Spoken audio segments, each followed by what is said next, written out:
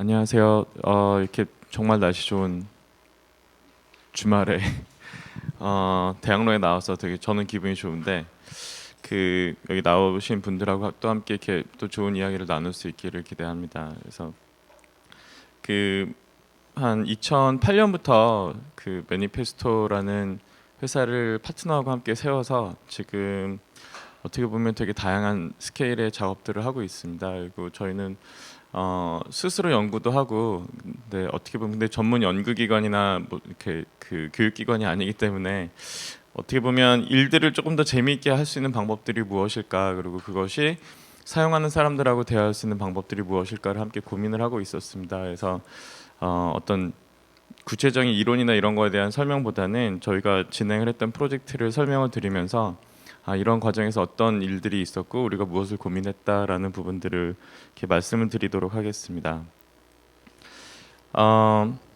처음 보여드린 건 어쨌든 저희가 이제 오늘 건축학교고 저희가 어쨌든 건축 회사거든요. 다양한 디자인 하고 있는 건축 회사인데 그래서 이제 일단은 샘플로서 큰 빌딩 프로젝트부터 말씀을 드리겠습니다. 그래서 이거는 이제 명동에 지어진 건물인데요. 2012년도에 저희한테 그러니까 미국 투자자죠. 명동에 있는 건물 하나가 있는데 그 건물의 가치를 높이기 위해서 레노베이션을 해야겠다라고 연락이 왔습니다. 그래서 저희가 현장에 가서 봤는데 건물은 실제적으로 이게 이제 기존에 있었던 건물 사진인데 너무나도 깨끗하고 별 이상이 없는데 왜 굳이 돈을 더 들여가지고 건물을 새롭게 만들까? 라는 것들이 저희 스스로의 질문이었지만 만약에 클라이언트의 요청이 있으면 당연히 해야겠죠. 근데 그거를 좀 더 이제 왜 이걸 해야 될까부터 아마 저희 스스로 공부를 했던 것 같습니다. 그래서 그 건물에 도착을 해보니까 명동 지역에서 이렇게 뭐 명동 가보시는 분들이 있을 것 같은데 요즘은 너무나도 사람들이 많긴 한데 그 많은 사람들이 있는 그 좁은 골목 그 사이사이에 그 역 주변에는 좀 큰 건물들이 많은데 사실 이 한가운데는 큰 건물이 별로 없고 그러니까 그 큰 건물의 어떤 그 가치나 이런 걸로 봤을 때는 사실은 거의 보이지 않았어요. 건물이 좁고 골목들이 좁고 밖에서의 어떤 거리감도 있고 그래서 어떻게 하면 이 건물이 좀 더 그 자리에 있는 있다는 사실을 주변 사람들하고 함께 얘기를 할 수 있을까 이제 거기서부터 고민을 했습니다. 그래서 실제적으로 그 주변에 있는 많은 상가들 사이에서 이 건물이 우뚝 서 있지만 보이지 않다라는 부분들을 직시를 하고 그리고 이제 건물의 입구가 어딘지 잘 안 보인다. 건물은 크지만 어떻게 접근을 해야 될지 그래서 건물을 크게 부각시켜 줄 수 있는 방법을 찾아보자. 그래서 처음에 제안했던 아이디어가 지금 보시는 것처럼 좀 이렇게 큼직한 볼륨을 가질 수 있을까라고 이제 저희가 제안을 드렸고 그 다음에 기존에 있는 창 같은 부분들을 아까 말씀드렸던 것처럼 처음에 갔는데 사실 레노베이션 한 지 6년밖에 안 됐다고 하더라고요. 그래서 그 건물을 다 허물고 다시 지어야 될까? 그러니까 얼마만큼을 건드리는 것이 좋을까라는 질문부터 많이 시작을 했습니다. 그래서 이제 주변에서는 볼 수 없는 큼직한 어떤 디자인 엘리멘트를 사용해서 파사드를 바꾸자라고 이야기를 했고 그쪽으로 이제 훨씬 더 이제 방향이 모아져서 이제 파사드를 디자인을 하기 시작을 했었고요. 그 다음에 좀 더 디벨롭이 됐을 때는 외국에 있는 익스프레션 중에 인치드 뷰티라는 게 있는데 성형미인 같은 경우 껍데기만 예쁘다고 하는 놀리는 건데요. 그러니까 저희가 맡은 프로젝트 자체가 어떻게 보면 파사드 디자인이라고 건물을 성형미인 만드는 거죠. 그래서 약간 그거를 트위스트를 줘가지고 물론 우리가 하는 것이 유리 두께밖에 없지만 그 유리 두께 자체에 두께를 주어서 건물을 훨씬 더 깊이감 있고 좀 더 볼륨감 있는 건물로 만들겠다라는 디자인 의도가 있었고 그다음에 아까 말씀드린 것처럼 그런 걸 하기 위해서 건물을 기존에 있는 6년밖에 안 된 유리를 다 철거하지 말고 부분적으로 일부 철거를 해서 플러그 앤 플레이 시스템으로 해가지고 건물을 좀 더 자원을 덜 낭비할 수 있는 디자인을 좀 해보자라고 제안을 했었고 그래서 이제 좀 더 디자인이 계속 이제 진행이 되면서 그 기존에 있었던 건물에서 과연 우리가 무엇을 살리고 어느 부분을 버려야 되는가라는 부분에 있어서 이제 패턴들이 연구가 되었고요. 이거는 이제 그런 유닛들을 한번 프로토타입 아니면 이제 현장에서는 목업이라고 하는데 이제 목업을 만들어 본 거고요. 그리고 기존에 있는 유리에는 어떤 패턴을 입히자라는 방향으로 진행이 되어서 실제적인 건물은 이제 그 기존에 있던 어떤 유리들에는 패턴이 들어가고 그다음 일부 유리들은 이제 제거를 하고 이제 건물에 깊이감을 넣어주는 디자인이 되었습니다. 그래서 그 사실 이제 여기까지 보면은 건물 디자인 하면은 이제 저희도 보통 이제 스타일링을 지금 보여드린 것처럼 어떻게 보면 좀 주변에 있는 컨텍스트를 찾아서 스타일링을 하는 작업들 이제 이런 부분들이 이제 크게 저희 건축에서 많이 하는 부분인데 저희가 좀 더 이렇게 클라이언트를 설득을 하면서 진화를 했던 부분들이 있었습니다. 그래서 저희 업무 스컵은 아까 말씀드린 것처럼 파사드 디자인이었는데 그 현장에서 그 주변에서 사람들이 이 건물을 어떻게 인식을 하고 여기까지 어떻게 오고 명동에서 어떤 소비들이 일어나는가에 대한 스터디를 함께 하였습니다. 그래서 기존에 있었던 그 이 건물 그 뭐 상호명이 엠플라자인데 엠플라자가 이제 중심에 있다 보니까 이렇게 보통 명동에 어떤 상가 디스트릭트에 딱 처음 가면 처음 가자마자 막 신나게 쇼핑하시는 분들은 별로 없고요.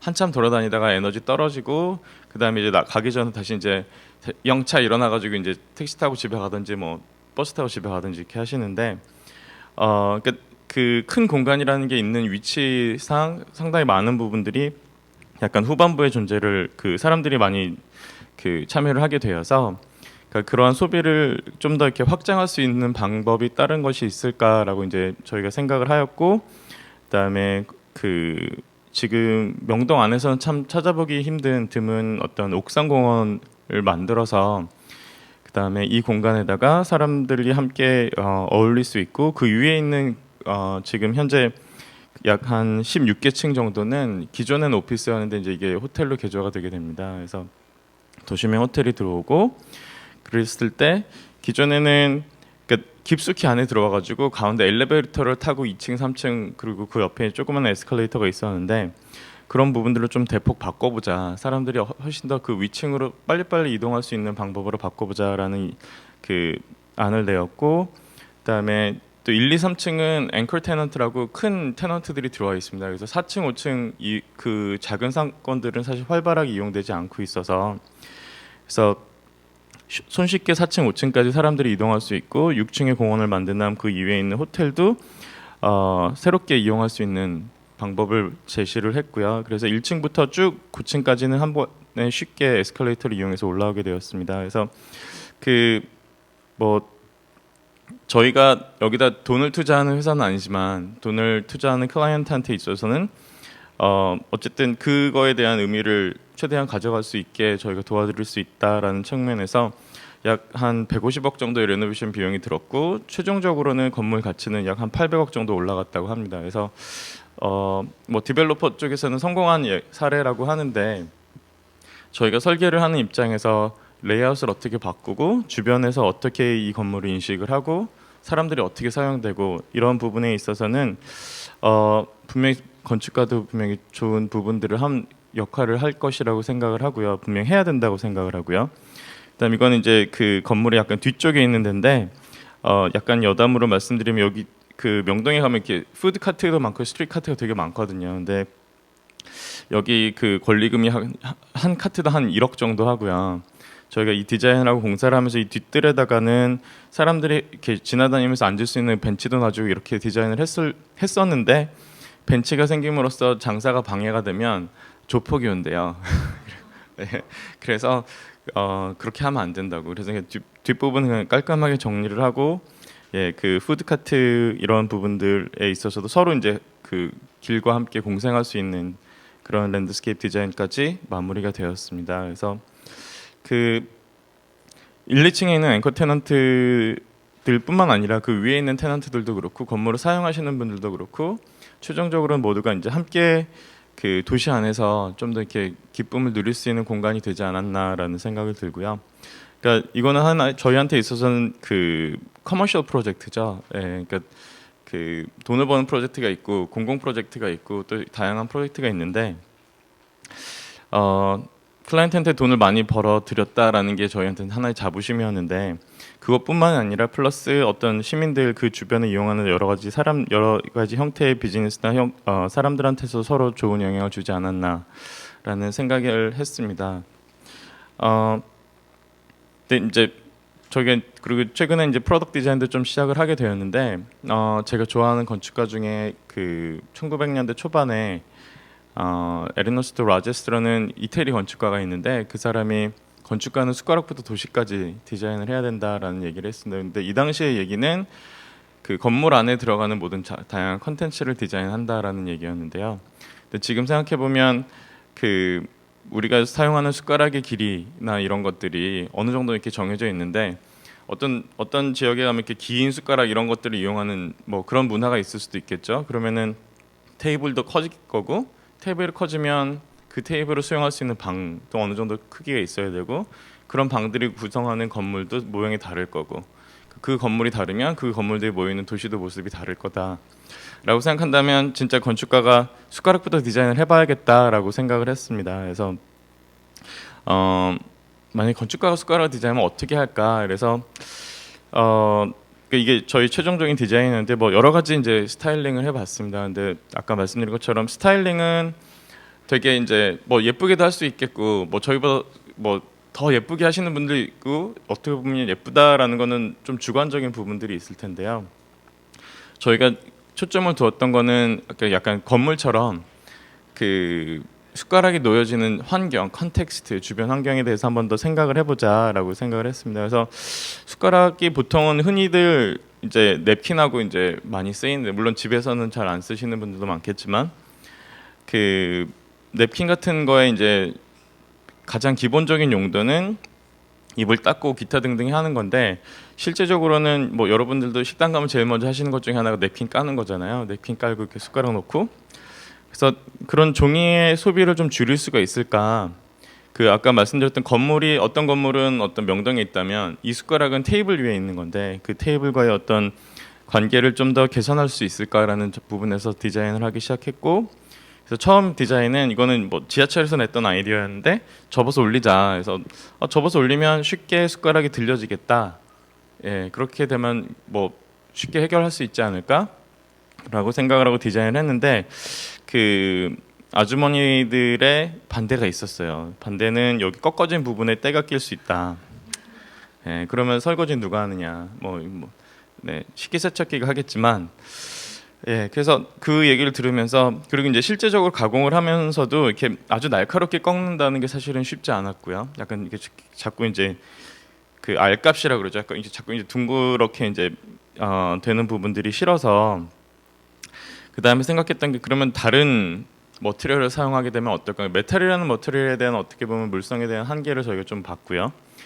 그래서 이제 그 건축 재료도 그렇지만 어쨌든 요즘 이제 친환경 재료로서 그 대나무가 많이 이슈가 되고 있는데 대나무는 지금 보시는 그 그린 부분, 그러니까 이게 뼈대 같은 부분들을 주로 활용을 해가지고 뭐 요즘은 보면 뭐 그릇도 만들고 바닥판도 만들고 여러 가지 활용을 하고 그 지금 빨간색 나이테 부분은 거의 대나무를 다 갈아서 뭔가를 만들기 전에는 그냥 대부분 버려지는 부분들이어서 거기를 자세히 보니까 우리 숟가락은 이렇게 놓일 수 있겠구나.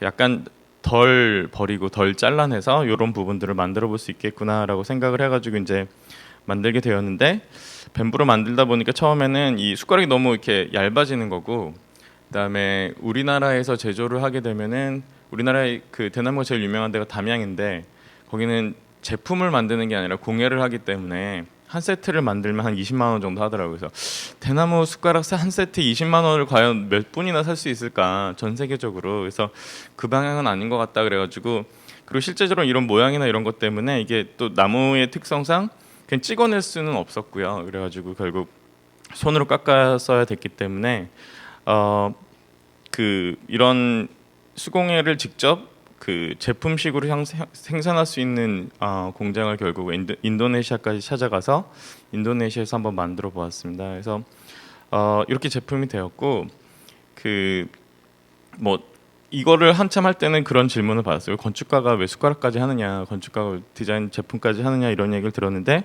사실 그 건축을 하면서 이렇게 접근할 수 있는 다양한 방향들에 대해서 고민을 했던 것 같습니다. 그래서 그냥 디자인 그냥 할 수 있는 것들을 많이 할 수 있는데 우리가 하는 디자인은 과연 뭘까? 그래서 그 여기 이제 건축을 전공하시는 분들도 있고 아니면 뭐 다른 분야를 전공하시는 분들도 있을 텐데 그 설계라 그러잖아요. 건축 수업 시간에 설계 스튜디오라고 그러고 설계라 그러는데 중국에서는 그 설계를 결국은 디자인이라고 하거든요. 네, 디자인을 설계라고 하고 우리는 디자인은 그냥 디자인이고 설계는 설계지만 어쨌든 그 디자인을 중국어로 번역을 하면 결국 설계가 되기 때문에 그러니까 과연 그러면 우리는 디자인을 왜 할까? 디자인에 대한 정의가 뭘까를 이제 고민을 하였는데요. 그 디자인에 대한 정의는 사실 상당히 많습니다. 그래서 예를 들면 프로블럼 솔빙이다, 문제를 해결해 주는 거다, 아니면 창의적인 발상이다, 뭐 여러 가지 이야기들이 있는데 그거에 대한 정의를 하기 전에 우리는 왜 디자인을 할까에 대해서 먼저 생각을 했었습니다. 그래서 제가 내린 결론은 디자인은 어떻게 보면은 대화를 하기 위한 의지인 것 같습니다. 아까 이제 숟가락을 예를 들면 그 숟가락을 만든 디자인의 의도를 사람들이 제가 늘 가가지고 이런 거예요라고 설명 안 해도 사람들이 알 수 있고 건물을 만들고 공간을 만들었을 때 이렇게 사용됐으면 좋겠다라는 부분들에 대해서 사람들이 인식할 수 있는 그런 결국 결과물을 가지고 대화를 할 수 있지 않을까라는 생각을 했고요. 이제 대화라는 측면을 보면은 그러니까 영어로는 커뮤니케이션인데 그 다 이렇게 대문자로 쓰는 그러니까 왜 그 여기 오시면서도 보셨겠지만 포스터 붙어 있고 포스터 보면 위치가 있고 어떤 폰트를 쓸까 다들 고민들을 하시죠. 그래서 그 약간 자간을 벌릴 수도 있고 글자를 뚱뚱하게 만들 수도 있고 글자를 길게 만들 수도 있고 요런 거를 이제 세리프라고 하는데 약간 이렇게 데코레이션이 있는 꼬다리가 있는 그런 폰트를 쓸 수도 있고 그다음에 대문자 소문자 섞어 쓸 수도 있고 그러니까 이렇게 아주 살짝 다른 뉘앙스를 갖고 있는 것들을 글자에서 찾아내는 거를 이제 타이포그래피라고 하는데 예전엔 이런 부분들을 시각 디자인에서 주로 했었습니다. 그래서 이제 예전에는 그거를 이제 그래픽 디자인이라고 했었고 근데 그 이제 미국에서는 이제 이런 과들의 이름들이 이제 비주얼 커뮤니케이션으로 많이 바뀌고 있습니다. 그러니까 다시 이야기를 하면은 우리는 언어로도 얘기를 하지만 충분히 어떤 디자인된 결과물로 갖고도 이야기를 하게 됩니다. 그래서 어느 지역에 갔는데 이렇게 써 있으면 이게 이제 언어의 한계라는 거죠. 이게 뭘까? 근데 이렇게 써 있으면 우리나라는 이제 지성인들이 많으시니까 이게 뭔지는 아실 것 같고 요즘 학생들 중에서는 모르시는 분들도 있을 것 같은데 뭐 인천국제공항에 이렇게만 써놓는다 그러면 분명히 또 난리가 날 거예요. 아니 뭐 외국 관광객들을 고려를 안 하느냐 기타 등등. 이거에 대해서는 근데 별로 고민을 하시는 분들이 없을 것 같습니다. 그러니까 근데 여기는 아무런 그 단어나 언어나 우리가 흔히 얘기하는 대화를 하는 데 있어서의 도구는 아무것도 없고 정말 순수하게 비주얼적인 요소밖에 없는데 우리는 이해를 하고 있습니다. 그래서 심지어는 화살표 같은 걸 이용하면 방향성도 나타내주고 화살표의 길이로서 어떤 거리감 같은 것도 나타낼 수 있고 이런 것들이 복잡하게 꾸밈으로써 되게 이제 곤란하게 가야 되는구나 라는 부분들도 얘기를 해줄 수 있을 것 같습니다. 그럼 이제 건축은 과연 어떤 부분들하고 대화를 하게 되는가 라는 생각을 하게 되는데요. 일단 대학에서 저도 배웠던 것 같은데 건축의 3요소는 기능, 구조, 미. 이제 그 아까 말씀드렸던 스타일링은 하나고 그걸 구조적으로도 해결을 해야 되고 그것이 또 기능적으로도 맞아야 되는데 그 세 가지 말고 좀 더 깊숙하게 저희가 이렇게 보니까 주변에 참 고려해야 될 사항들이 많더라고요. 아까 말씀드렸던 현장에 대한 고민도 있고 자연에 대한 고민들도 있고 재료에 대한 고민들도 있고 심지어는 그곳에 담는 문화와 궁극적으로는 그것을 사용하고 이해하게 되는 사람들에 대한 고민들이 다 같이 이루어져야 되지 않을까. 그래서 그 또 좋아하는 건축가 루이 칸이 이런 얘기를 했었죠. 이게 벽돌을 쓰고 싶으면 벽돌에게 물어보라고. 근데 진짜 바보처럼 벽돌에게 계속 묻고 대답을 기다리는 게 아니라 정말 그 정도까지 재료에 대한 이해들을 필요한다라고 이제 생각을 하고요. 좀 더 깊숙이 생각해 보면 그 안에는 또 여러 가지 요소들이 있습니다. 그래서 과연 네이처에 대해서 고민을 한다 그러면은 뭐 다들 아시죠? 뭐 향에 대한 고민, 바람에 대한 고민, 습도 뭐 위도 이런 부분에 대해서 고민을 하고요. 뭐 이제 사람을 예를 들면 그냥 사람, 그래서 휴먼 스케일 해가지고 이런 뿐만 아니라 그 건물을 이용하게 되는 사람들에 대한 꿈, 희망, 비전 이런 것들에 대한 이해까지 함께 녹아들 수 있을까? 그러니까 이런 부분들이 모두가 다 이렇게 서로 조화를 이룰 수 있을 때 좋은 결과물이 나온다고 생각을 합니다. 근데 아까 보여드렸던 부분은 어떻게 보면 이제 그 자연적인 요소 아니면 사회적인 요소들이고요. 그 안에 사실 구성되는 요소를 보면 아주 대표적으로는 이제 세 가지 관계가 있습니다. 이제 건축은 주로 혼자 제가 디자인을 하고 제가 발주해서 제가 디자인하고 제가 손으로 짓는 경우는 별로 없고요. 아주 작은 경우에는 두 파트가 있을 수 있지만 보통은 세 파트가 있습니다. 그러니까 발주, 그러니까 건축주가 있고, 그다음 건축가가 있고, 그걸 실현해내는 시공사가 있는데요. 아주 작게 프로젝트를 보게 되면 이건 아까 보여드렸던 그 명동 프로젝트를 예로 해가지고 이제 저희가 이제 구성을 해본 겁니다. 그래서 건축가랑 밀접하게 일하는 그 그룹이 있습니다. 그래서 디자이너가 있고, 엔지니어들이 있고, 그다음에 그때는 그 큰 로컬 아키텍트 펌이 있었습니다. 그리고 컨트랙터도 뭐 제너럴 컨트랙터 그냥 이렇게 시공사 이렇게 있는 것 같지만 사실 그 뒤에는 또 다른 이렇게 여러 가지 영역들이 나눠져 있고, 클라이언트도 혼자 일하는 게 아니더라고요. 거기엔 법률사도 있고 자문단도 있고 돈을 갖고 오려면 파이낸스 어드바이저리도 있고 여러 가지가 있었습니다. 그리고 더 복잡하게 가면 뭐 엔지니어 그러면은 그냥 엔지니어가 뭉뚱그려지지 않더라고요. 시빌도 있고 뭐 그 토목도 있고 그다음에 뭐 구조 전기 기계 뭐 여러 가지 이제 분야들이 다 있고 그러니까 그런 부분들을 그리고 로컬 아키텍트는 CD홀도 열심히 왔다 갔다 해서 거기서부터 뭐 퍼미트 받아야 되고 인허가 과정도 있고 그러면 건축가는 어디까지 대화를 해야 될까? 근데 건축가가 속해 있는 그룹 안에서의 대화는 당연히 중요하겠지만 좀 더 큰 범위에서는 현장에서 어떤 일이 벌어지고 지금 현재 클라이언트는 어떤 생각을 갖고 있고 어떤 문제 사실 건축이 오늘 딱 디자인 시작해서 내일 다 끝나는 게 아니라 보통 짧게는 한 3, 4개월 길게는 막 3년, 4년, 5년 이렇게 가기 때문에 그 사이에 많은 부분들이 변화가 또 생기거든요. 그래서 그런 이렇게 대화들을 꾸준히 해가면서 이건 실질적인 사람과의 대화겠죠. 그러니까 이런 부분들을 해가면서 진행을 했을 때 결과물들이 좀 더 효과적으로 나오더라라는 것이 저희의 그 경험이었고요. 그랬을 때 저희가 한 10가지 정도의 그 공간에 대한 디자인을 좀 생각을 했었습니다. 그래서 하나는 첫 번째는 그 휴먼 센터드 디자인인데 일단은 사람을 그 배제하고 디자인을 할 수는 없겠죠. 우리가 디자인을 하는데 사람을 센터에 두고 디자인을 하는 것은 맞는 것 같고요. 그리고 또 하나는 뭐 다들 아시는 휴먼 스케일이고요. 예, 그러니까 우리가 고의적으로 오프 스케일을 만들 수는 있겠지만 어쨌든 그런 스케일에 대한 감각, 그런 즉 사람을 이렇게 디자인을 하고 그 부분에 대해서 공간에 대해서 그다음 스케일에 대해서 이해를 할 수 있는 부분들, 그다음에 그 사람들의 경험, 다른 사람들의 타인의 경험을 디자인을 해주고, 그다음에 어떤 단체나 그룹이나 아니면 개인이 있더라도 그 사람들이 어떻게 사용을 할 수 있을까? 그러니까 그 결국 어떤 그런 대중들하고의 어떤 커뮤니케이션 능력이 분명히 필요할 것 같습니다. 그래서 그런 부분들을 서비스 디자인 쪽으로 접목을 시키고요. 그다음에 아까 말씀드렸던 그 어떤 물건과의 대화를 나눌 수 있는가. 지금 여러분 딱 오시면 딱 알겠죠. 어디에 앉아야 될지. 설마 와가지고 여기에 앉는구나라고 생각하시는 분도 없거든요. 의자가 딱 보면 이건 그러니까 그게 사실 휴먼 스케일도 반영이 되어 있고 앉을 높이에 딱 정해져 있고요. 그러니까 결국 정해져 있는 어떤 물건과 내가 이제 대화를 하고 있다. 그 사이에 어떤 공간이 있는 거고요. 사실 이 부분은 저희가 예전에 그 한 2년 전쯤 BMW 디자인 랩에서 한번 그 저희 사무실 한번 와가지고 이렇게 얘기를 하다가 뜬금없이 던지더라고요. 럭저리에 대해서 어떻게 생각하느냐, 럭저리라는 게 뭐냐.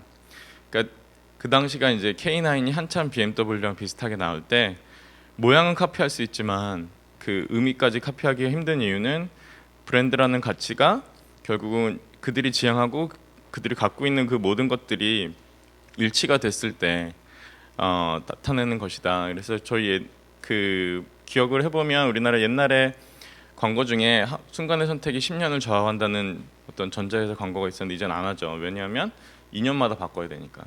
때로는 1년마다 바꾸는 거 원하는데 그 모토로는 더 이상 팔 수가 없는 거죠. 그러니까 기업의 브랜드가 바뀌는 거고, 어떻게 보면 보이지 않는 건데 그거를 보이게끔 해주는 부분들, 그러니까 가깝게 다가올 수 있는 부분들을 하는 게 이제 브랜드 디자인인 것 같습니다. 그리고 뭐 인테리어 디자인 뭐 쉽게 생각하면은 안에 있는 거를 꾸민다라고 생각할 수도 있겠지만 저희가 생각하는 거는 안에 있는 그러니까 공간 안에 있는 요소를 가지고 대화를 한다고 생각을 합니다. 그래서 들어오셨을 때 이렇게 오늘처럼 자리가 배치되거나 이러면은 아 오늘은 앞쪽을 보고 앉는구나, 저 앞쪽에서 누군가 발표를 하겠구나. 동그랗게 배치가 되어 있는 공간에 가면은 아 우리는 이렇게 동그랗게 앉아서 뭔가 토론을 하는 공간이 되겠구나. 그러니까 공간에 있는 요소 하나하나들이 어떻게 대화를 하고자 하는지에 대해서 결과물을 나타낸다고 생각을 합니다. 그리고 이제 건물은 건물 외부에 있는, 사실 건물은 건물 내부에 사는 사람들은 건물을 잘 못 보는 경우들이 많고요. 건물 오히려 외부에 있는 사람들하고 대화를 하는 경우들이 많습니다. 그리고 건물과 건물 사이, 이건 이따 설명드릴 프로젝트인데요. 말씀드렸던 것처럼 아까 건물이 혼자 있지 않고요. 그러니까 건물은 군두로 있는데 그런 건물 사이에 있는 부분들을 고려를 했을 때 그런 것들이 어떤 주변 환경과 어떤 영향을 줄 수 있을까.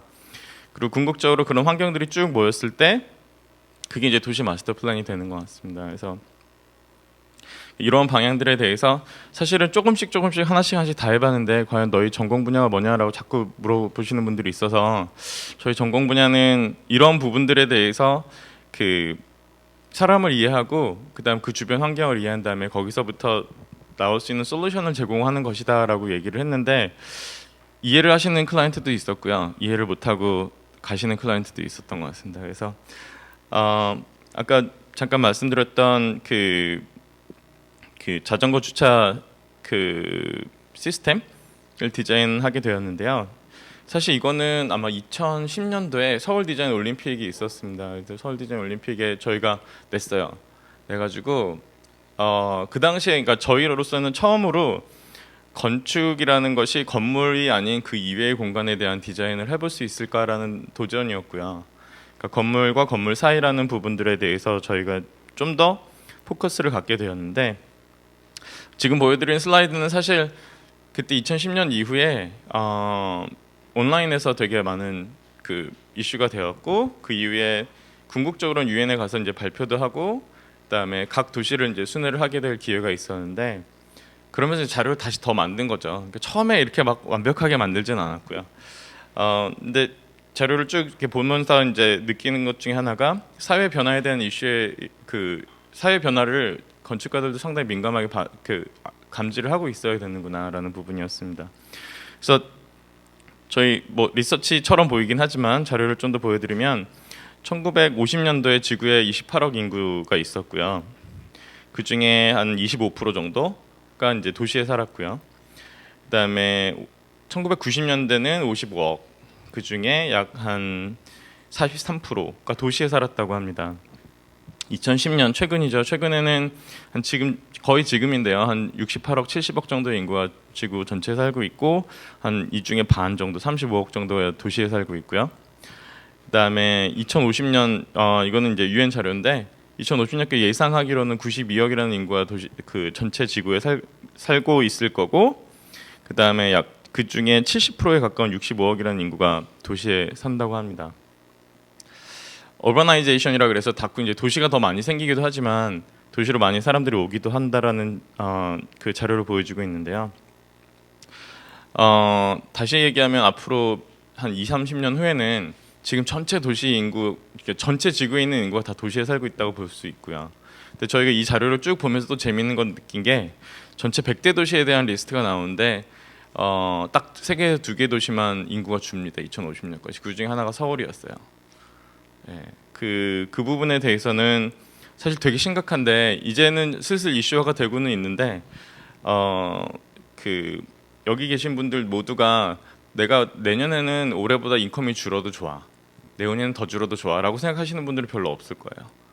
근데 자본주의가 사실은 인구가 늘어나면서 자본의 그 규모가 커지는 거에 기본을 하고 있기 때문에 사실은 서울은 또 다른 이슈에 직면을 하고 있습니다. 그래서 그 부분, 그러니까 서울뿐만 아니라 우리나라 전체죠. 그러니까 그런 부분들이 이렇게 다른 연구를 통해서 또다시 연구가 되어지고 있습니다. 그리고 근데 뭐 어쨌든 전 세계적으로 봤을 땐 인구는 늘고 그러다 보니까 자연스럽게 인간이 내뱉는 CO2 때문에 이게 늘어난다고 보지는 않고요. 예. 아마 이제 여러 가지 산업 이런 부분 때문에 이산화탄소의 배출량은 늘고 있고요. 차이나가 급속도로 이제 늘어나가지고 US를 앞질렀고요.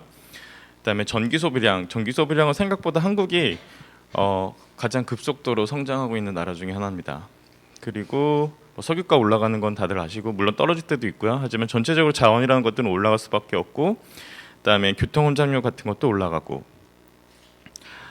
그러다 보니까 이제 자전거가 대안이 되었고, 아마 2010년, 11년, 12년 이때 서울도 막 한참 막 자전거 도시를 만든다 이런 이야기가 있었는데, 사실 서울은 자전거를 타고 다니긴 그렇게 좋은 도시는 아닌 것 같습니다. 뭐 레저용이 아닌 이상은. 근데 이제 미국 같은 경우는 진짜 심각하게 그런 도시에서 많은 부분들이 발생을 하고 있고, 이 그래프가 보여주는 것처럼 여기는 뉴욕인데 정말로 급격하게 자전거 인구가 늘고 있고, 미국의 대표적인 도시 중에 하나 포틀랜드는 심지어는 최근에 있는 브릿지 하나를 아예 그냥 자전거 전용 브릿지로 만들어 버릴 정도로 자전거 인구들이 늘고 있는데요.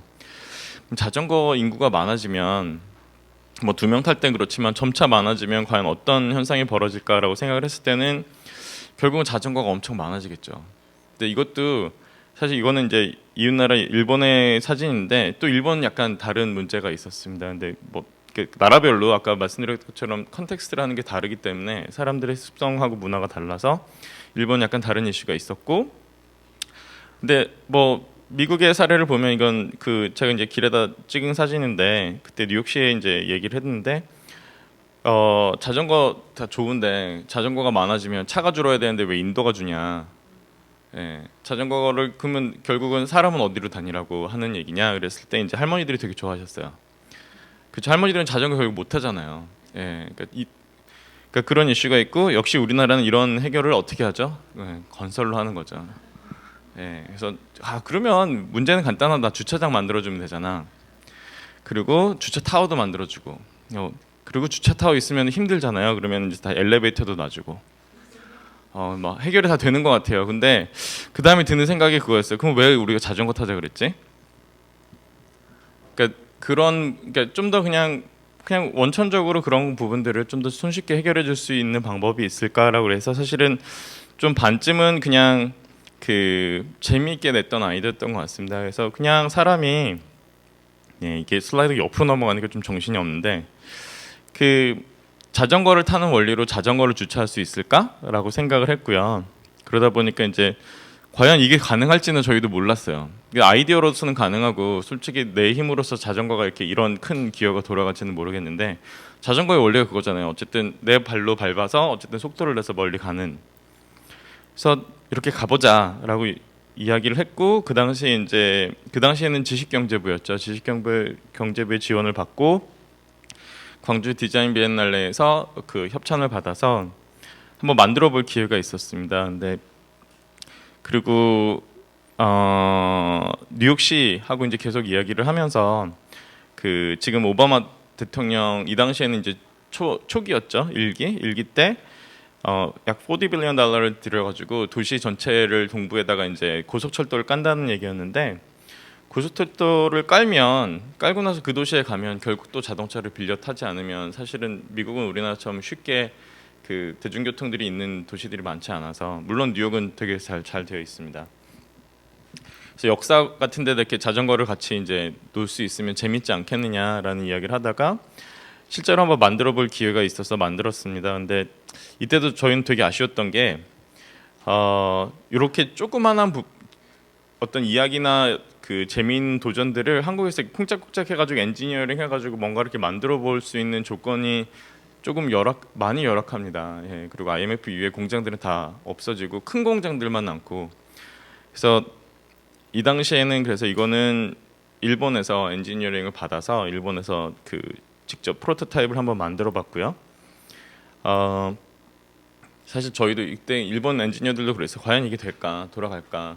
만들어 보면서 많은 부분들이 보정이 됐었고, 궁극적으로는 테스트를 다 완료를 해가지고 2011년도에 그 광주 디자인 비엔날레에 설치를 할 수 있었습니다. 그리고 저희가 이때 생각했던 것보다 그 시민들의 반응은 이게 너무 쉬워서 운동이 안 된다라는 거였는데, 저희는 이거 운동기구는 아닙니다.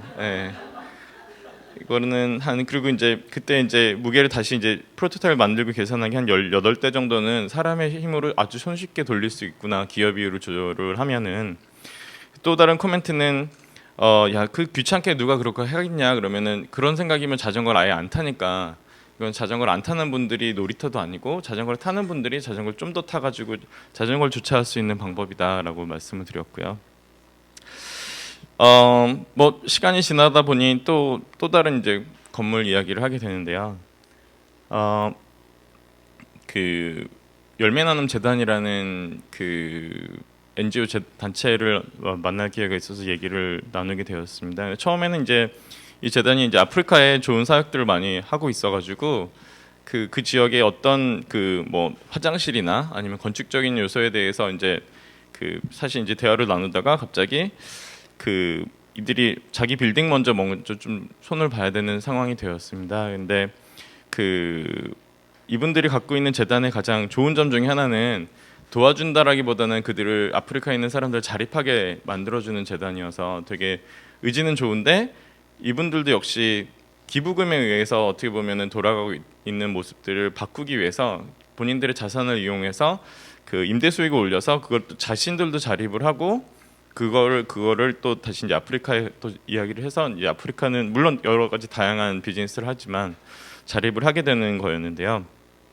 이 지도를 보시면 알겠지만 여기 명동역에서 남산 쪽으로 한 200m 정도 떨어져 있는데 그 여기에 이제 수입은 그러니까 목표 수익은 평당 이게 제곱미터로 되어 있는데 평인데 평당 8만 원이고요. 그 아까 보여드렸던 그 맞은편의 명동역에서 반대편의 200m는 지금 현재 수익이 평당 약 35만 원입니다. 근데 두 개 거리가 그렇게 안 되는데도 차이가 나는 이유는 이렇게 물어보면 너무 멍청하죠. 당연하죠. 지역이 다른데 저기는 완전히 상권이고 여기는 상권이 아닌데 이렇게 해서 얘기하면 너무 당연한데 건축을 할 때는 여기다 짓나 저기다 짓나 사실 똑같이 지어요. 되게 그것도 아이러니한 것 같습니다. 되게 컨텍스트와 어떤 사람들이 어떻게 지나가는가에 대해서 상당히 민감해야 되는데 그냥 건축은 입구 만들고 그냥 이렇게 사람들 동선 만들고 건물 짓고 과연 그게 달까? 그래서 과연 어떤 부분들을 캐치를 해야 될까? 그래서 말씀드린 것처럼 처음에 이건 일종의 이제 그 PT를 하고 입찰을 받아서 이제 저희가 디자인을 하는 거였는데 저희한테는 처음으로 그림 하나 안 그리고 가가지고 그 프로젝트를 땄던 프로젝트였던 것 같습니다. 그래서 접근했던 방법은 저희가 재단을 먼저 이해를 했고 그거를 노력을 했고 재단이 원하는 방향에서 그 필요한 솔루션들을 찾아서 간다라는 앞으로 그냥 그 방법만 제시를 했던 것 같습니다. 그래서 그분들이 하려는 자립 속에서 어떻게 지역과 연결이 될 수 있고 그리고 뭐 큰 단체들을 사실 미국에 가서 UN 가보시면 아시겠지만 UN 주변이 정말 썰렁하고 별로 안 좋아요. UN만 빽까번쩍하고 그리고 이제 큰 NGO들 이렇게 특히 이제 인터내셔널 프로젝트 하시는 분들 보면은 그 주변에 뭐가 일어나는지 잘 모르시는 경우가 있어요. 그때 이제 그 이사분들하고 이제 같이 미팅을 하면서 저희가 이제 PT를 하면서 발표를 하면서 질문을 드렸던 게 그거였습니다. 명동역에서 여기까지 200m인데 명동역에서 내려서 여기까지 오는 동안 철물점이나 약국이 몇 개 있는지 아시냐고.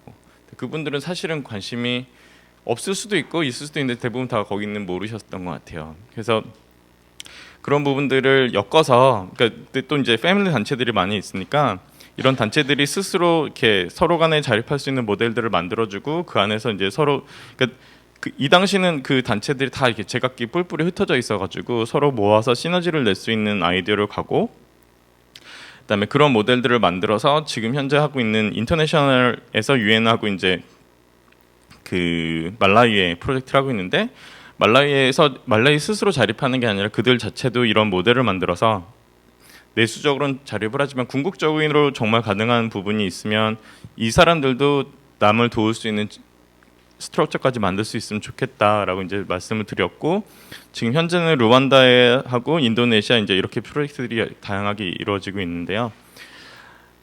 그래서 이분들을 이렇게 엮어주자라는 게 이제 저희의 제안이었고 저희의 제안이 끝이었습니다. 근데 어쨌든 그로부터 이제 프로젝트를 시작하게 되어서 그 뭐 프로젝트 하다 보면 제일 먼저 해야 되는 게 있죠. 현장 답사. 뭐 대학교 2학년 때부터 건축관 다 배웁니다. 현장 답사, 현장 가서 뭔지 보자, 봐라. 이제 그런 이야기들을 많이 하시는데 저희도 그래서 일단 무조건 갔어요. 가가지고 현장 보고 야 여기가 명동이다. 그 아까 보여드리던 저 반대쪽은 저희가 다른 프로젝트 때문에 열심히 갔지만 또 이쪽은 전혀 다른 분위기더라고요. 그래서 명동 골목. 근데 이 골목에서 남산타워도 보이고 뭐 사람들도 주말에는 상당히 많이 왔다 갔다 하고 주중에는 학생들도 많고. 근데 저희가 이 골목에서 보면서 과연 이 주변에는 또 이런 것도 많이 하잖아요. 주변에 뭐가 있는지 다 그려보고 인프라스트럭처 컨텍스트 사이트 어널리시스 막 이런 거 다 하잖아요. 그러니까 공원, 그러니까 여기는 궁이었어요. 궁이 한 2km 정도 거리에 큰 궁들이 있었고 공원이 생각보다 많고, 물론 서울에서 가장 큰 남산이 제일 크진 않구나. 북악산도 있고 여러 가지 많죠. 어쨌든 대표적인 남산도 있고, 그 지하철은 아주 가깝게는 명동역이고 좀 한 1km 근방에는 상당히 많은 지하철도 엮여 있고 학교들이 생각보다 많았고요. 그다음에 1km를 이렇게 보통 이제 점심시간 한 1시간 안에 간단한 식사를 하고 걸어갈 수 있는 범위는 한 1km 정도로 봤고, 그 1km 안을 걸어 다니면서 그 여기에 뭐가 있을까를 이제 많이 찾아봤습니다. 그래서 그 저희가 이제 그 재단 측에 제안을 했던 게 지역과 소통할 수 있는 어떤 건물이 돼야 되지 않겠느냐라는 부분들을 계속 강조를 했었고, 그러다 보니까 저희가 주변에 뭐가 있는지에 대해서 되게 궁금해했었고, 그러다 보면서 이제 보이게 되는 게 이런 부분이었던 것 같습니다. 여기 보면 코아 리빙텔이라고 있죠. 그리고 아마 저희가 이 사진에서 보이는 것보다는 훨씬 더 많은 수의 그 게스트하우스가 주변에 있습니다. 게스트하우스는 그 지금은 뭐 우리나라가 상당수가 그 중국 관광에 의존을 하고 있는 산업이 많을 정도로 그분들이 와가지고 머무는 공간이었어요. 근데 호텔하고 여기에 가장 큰 차이점 중에 하나는 그 사실은 게스트하우스는 이게 일단 규모가 작고 하기 때문에 로비라는 공간도 사실은 되게 빈약하고, 그다음에 유스트 호스텔하고 또 다른 차이점들이 여기는 되게 연령대가 다양해서 이분들이 뭐 그렇게 쉽게 정보를 그 게스트하우스에 있는 사람들끼리 공유하거나 이런 상황은 사실 쉽게 일어나지 않습니다. 그래서 그 많은 지역 사람들하고 함께 거기 있는 사람들이 여기 와서 인포메이션을 얻어갈 수 있게끔 공간을 만들어주면 어떨까. 이 건물이 옛날에는 학교여서 지금 입구가 지금 가도 살짝 무서운데 예전엔 더 무서웠습니다. 그래서 딱 요 앞에 있는 저 유리창이 뭔지 아시겠어요? 예, 저게 아마 제 추측으로는 맞을 것 같은데 수의실이었던 것 같습니다. 그래서 지나가면 되게 학생 어디가 뭐 이런 약간 이제 이런 분위기의 건물에서 많은 사람들하고 소통을 할 수가 없겠다라고 해서 일단은 1층부터 허무는 작업을 했었고, 1층을 허물고 1층에 어떤 커뮤니티 베이스에 주변 사람들하고 소통할 수 있는 인포메이션 센터를 만든다라는 게 이제 건물의 취지였고, 그리고 이제 그래서 이제 건물의 1층이 많이 바뀌었습니다. 그리고 그다음에 로비도 되게 약간 저런 바다 패턴, 그러니까 딱 디자인이 저희한테 주는 그런 약간 강압적인 그런 느낌이 있었습니다. 그래서 그런 부분들을, 그리고 이 벽 색깔은 제 생각에는 재단에서 나중에 칠한 것 같아요. 예전 학교였을 때는 그냥 오른쪽에 있는 저런 하늘색하고 하얀색 뭐 이런 것만 있었을 텐데 나름 이렇게 친화적으로 바꾼 건데 저한테는 위협적으로 느껴져서, 그래서 이제 최대한 그 단정하게 정리를 하고 로비를 조금 재미있게 디자인을 해서 사람들이 와서 와 이런 데가 있다 그래서 스스럼 없이 와서 앉아서 얘기할 수 있는 그런 공간들로 만들고, 그다음에 그 여기 수의실이 바뀌고, 지금 왼쪽에 있는 벤치 같은 경우는 원래는 지금 앉아 계신 그런 낮은 높이의 쭉 벤치였는데, 아무리 이제 사람들이 편하게 와서 앉아 있다고 해도 앞에는 결국 로비이기 때문에 사람들이 왔다 갔다 지나가면서 저는 그게 좀 싫었습니다. 이렇게 내가 낮게 앉아 있는데 앞에 이렇게 사람들 눈높이가 안 맞으면 좀 부담스러워서, 그래서 의자를 높이게 되었고, 그랬더니 사람들이 이렇게 누워 있더라고요. 저는 그것도 좋았던 것 같습니다. 그래서 궁극적으로 전체적으로 어떻게 사람들이 경험을 하고 어떻게 사람들이 이용을 할까라는 부분들을 함께 고민하면서 프로젝트를 진행했던 일종의 커뮤니티 디자인이었고요. 그래서 그런데 최종적으로 건물이 자립을 해야 되는데, 건물이 자립을 하기에는 기존에 있었던 그 월세 안 내는 단체들이 다 나가고 나니까 방이 많이 비어서 지금 저희는 한국에서 여기에 머물고 있습니다.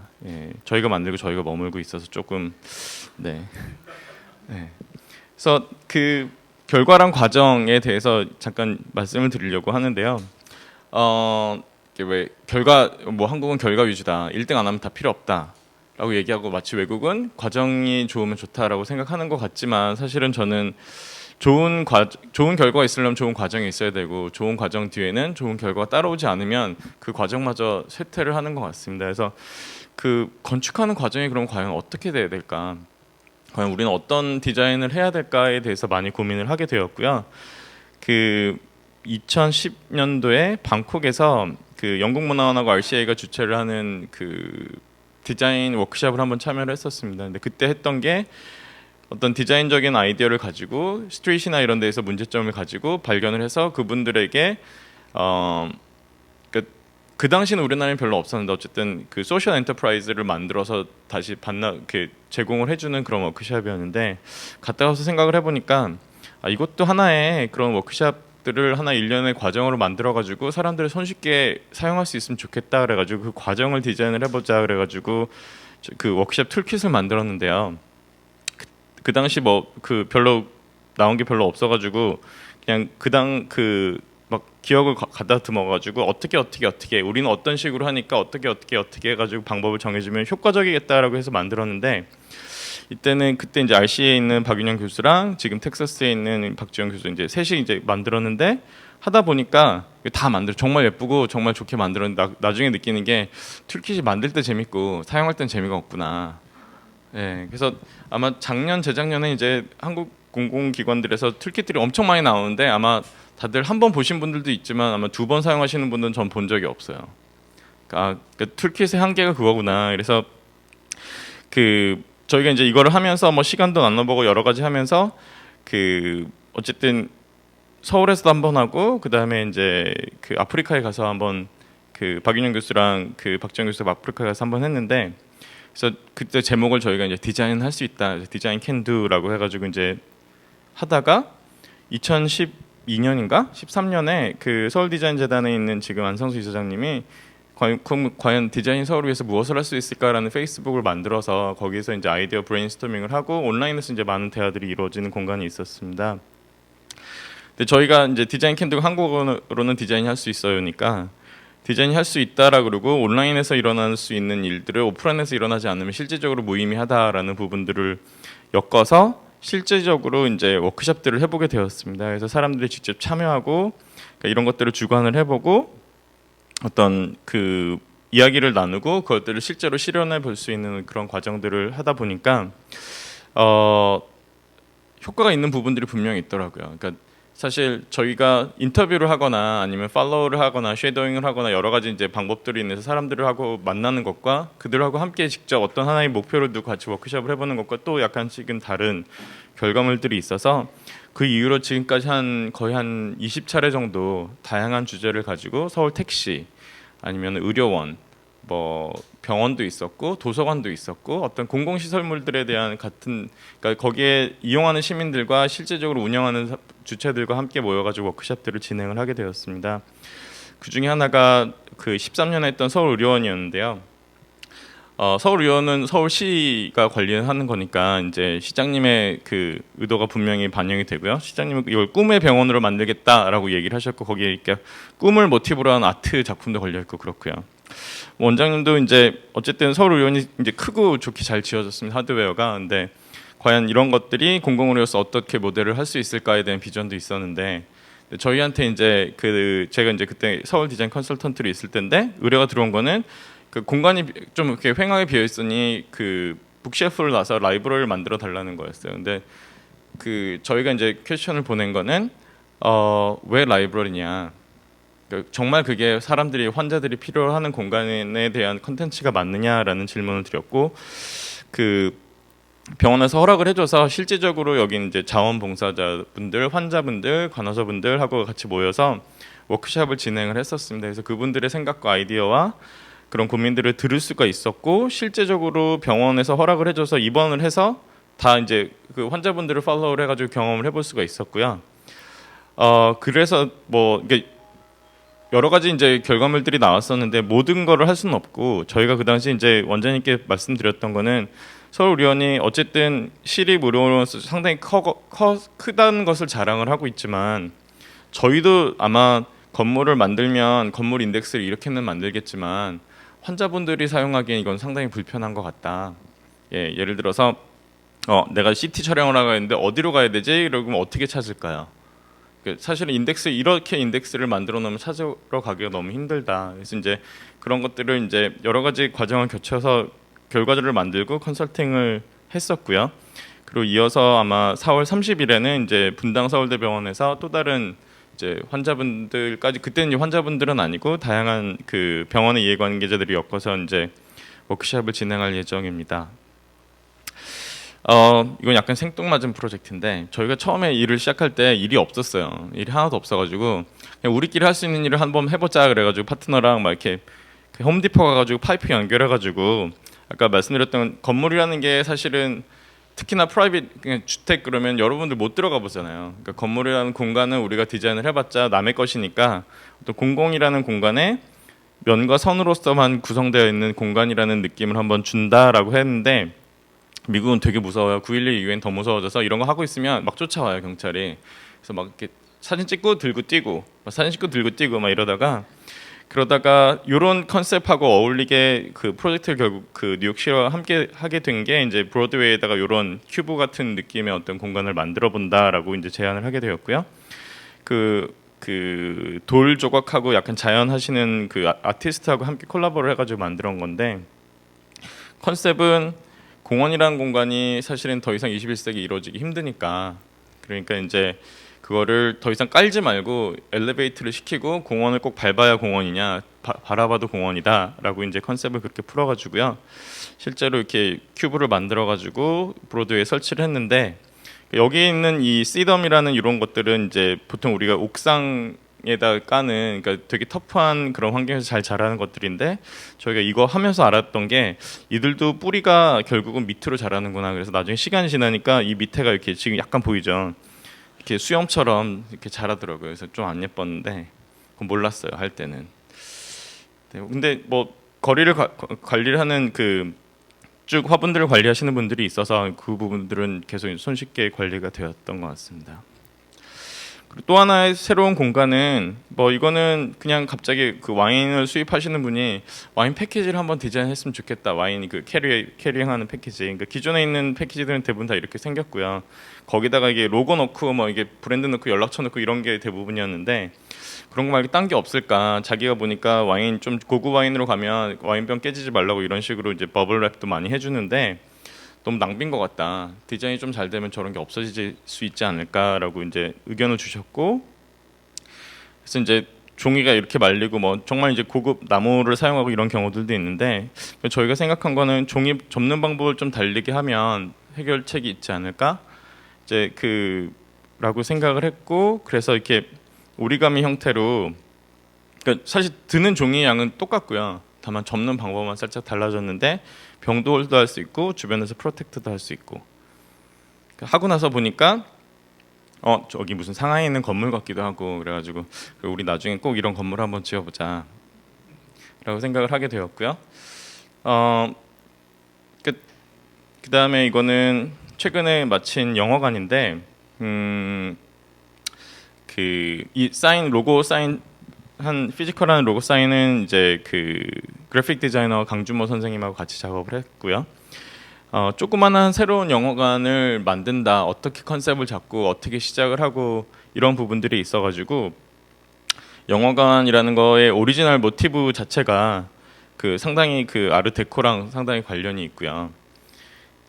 이런 느낌을 가지고 공간을 만들 수 있을까? 그래가지고 저희로서는 처음으로 이제 진짜 아주 브랜드부터 그 그래픽 작업부터 폰트부터 공간까지 그리고 그 안에 들어가는 소품까지 쭉 같이 한번 디자인을 해볼 수 있었던 기회였던 것 같습니다. 그래서 폰트도 찾고 그런 느낌으로의 가장 적합한 그다음에 그 로고를 만들고 이 로고를 어떻게 어플리케이션도 만들고 근데 가장 중요했던 포인트 중에 하나는 요즘 이제 서비스 디자인이라고 얘기를 많이 하는데 이것도 역시 상업 프로젝트다 보니까 이 영화를 이용하시는 분들에게도 좋지만 영화관도 돈을 벌어야 되는 거죠.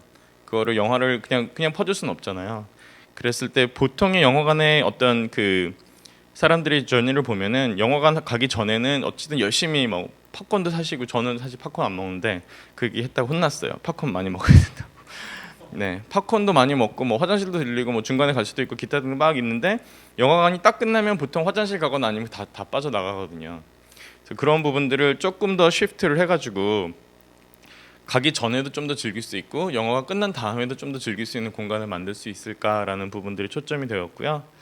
그러다 보니까 지금 보여드리는 이런, 그러니까 전체적인 영화관의 분위기나 패턴이나 이런 부분들에 대해서도 물론 고민을 하고 디자인을 하지만, 그러니까 그 약간 브랜드나 로고 디자인하고 함께 인티그레이트 될 수 있는 그런 공간 구성도 하고, 사실 이거는 되게 이렇게 간 이유 중에 하나는 이게 저렴해서 이렇게 갔고요.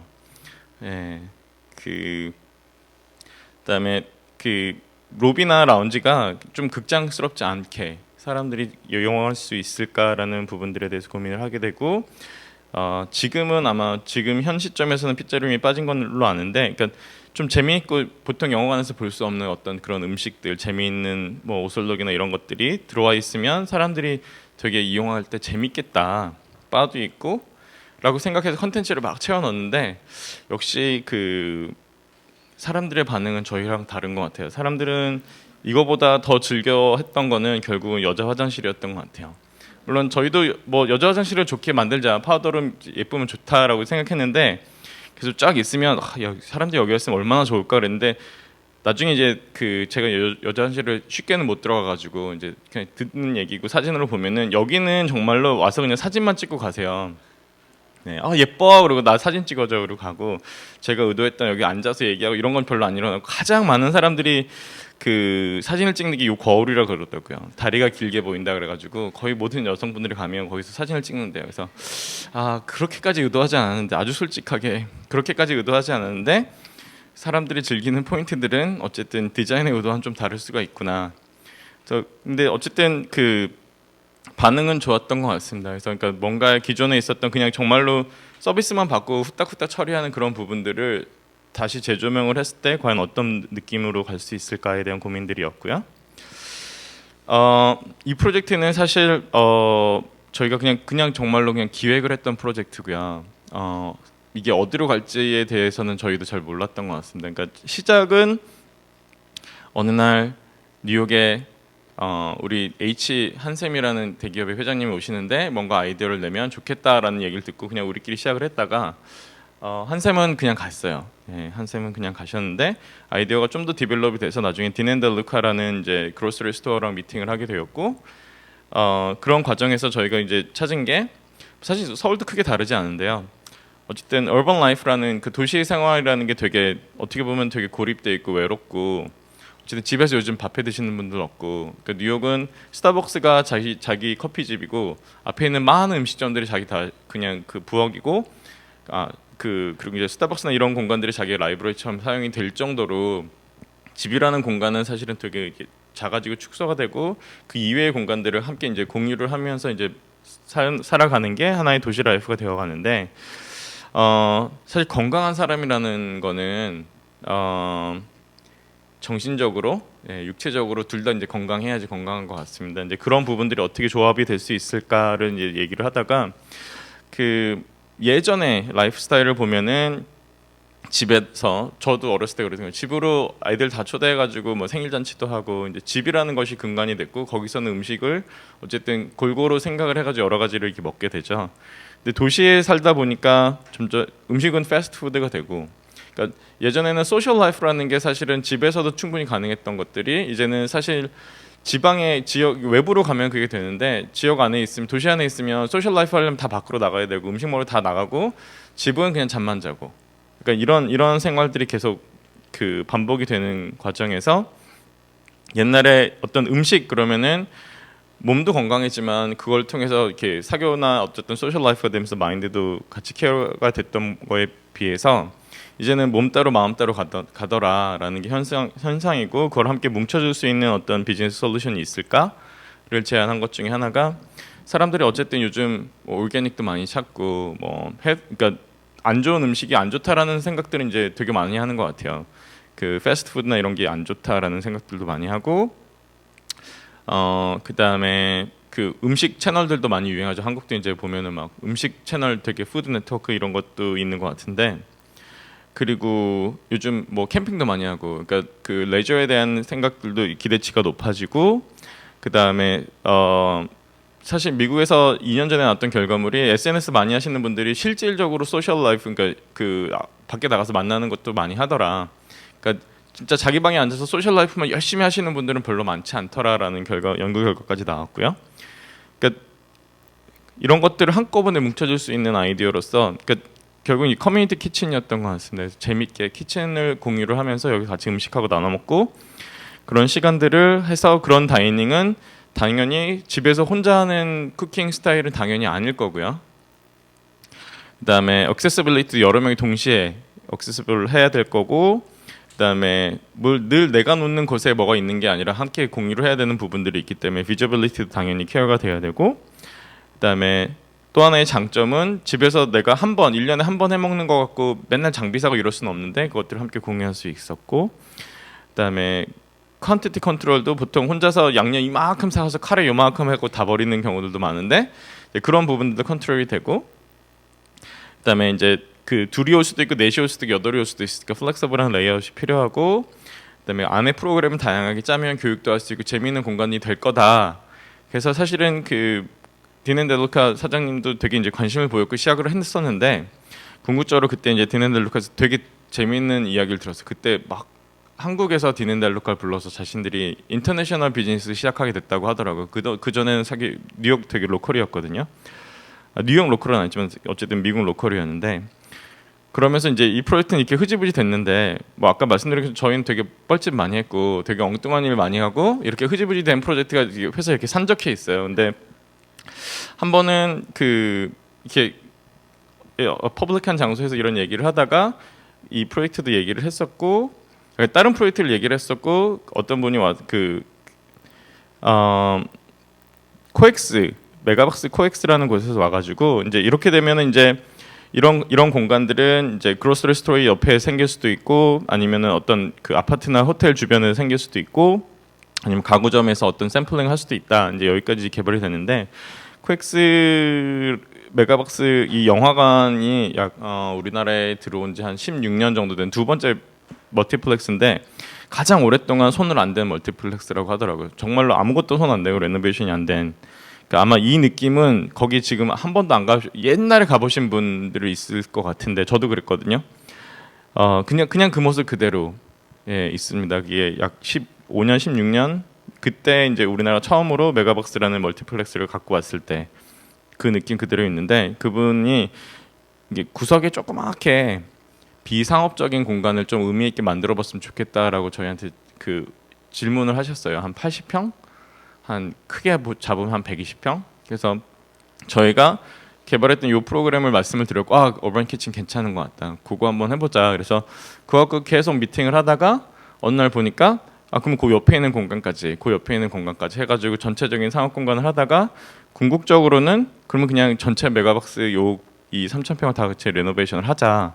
결과적으로 그렇게 돼서 되게 그냥 저희는 진짜 70평짜리 부엌에서 시작해서 3,000평짜리 이제 그 극장을 레노베이션을 하게 되었는데요.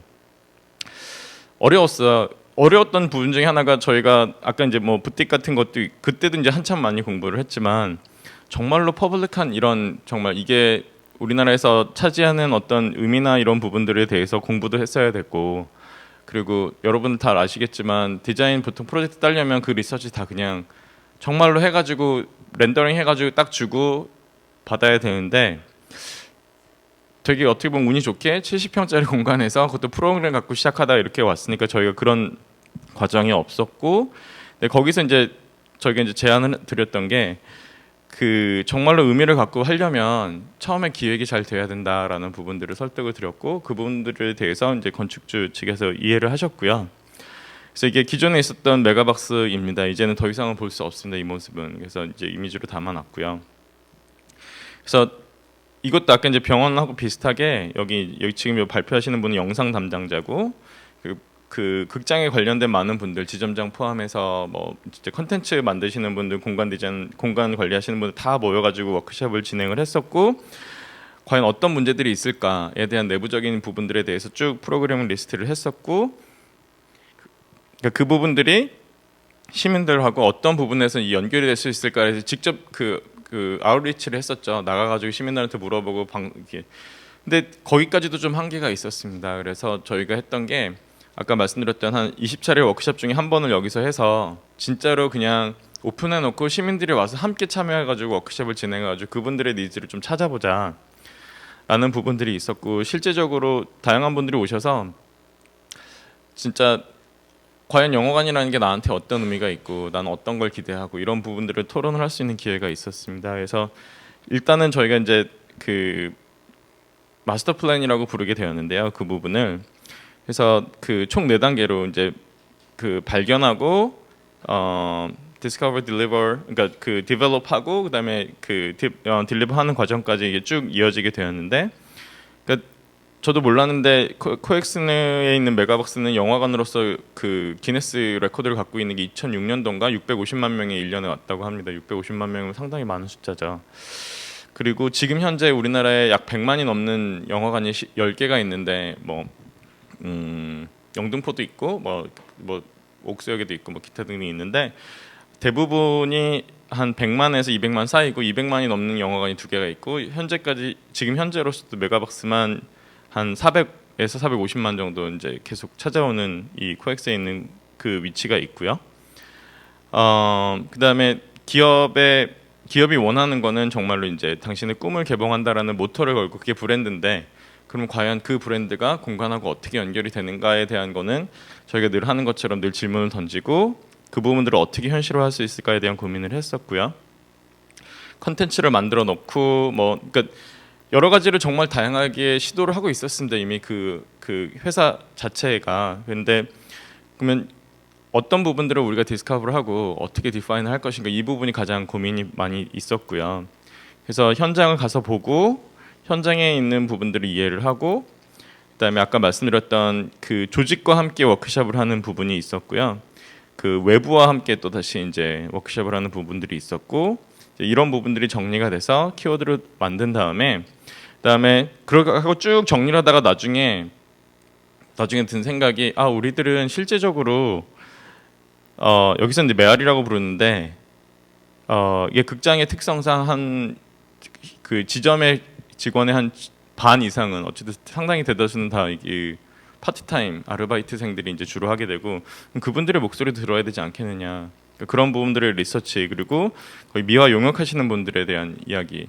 근데 사실 이 부분은 저희가 제안을 했다기보다는 그 건축주의 의지가 강하게 있었습니다. 그러니까 우리가 우리만 사는 게 아닌데 다 같이 좋을 수 있는 공간이라는 게 무엇일까를 한참 고민을 하고 계셨고, 저희하고는 그 접점에서 잘 맞았던 것 같습니다. 그래서 문제를 디파인하는 과정에서 2013년 기준으로 14년도 아마 마찬가지일 텐데 그 1억 명이 우리나라가 극장을 갔다고 하더라고요. 야, 1억 명이면 정말 평균으로 보면 정말 한 사람이 한 10번씩 가는 것 같아요. 서울에서도 그렇고.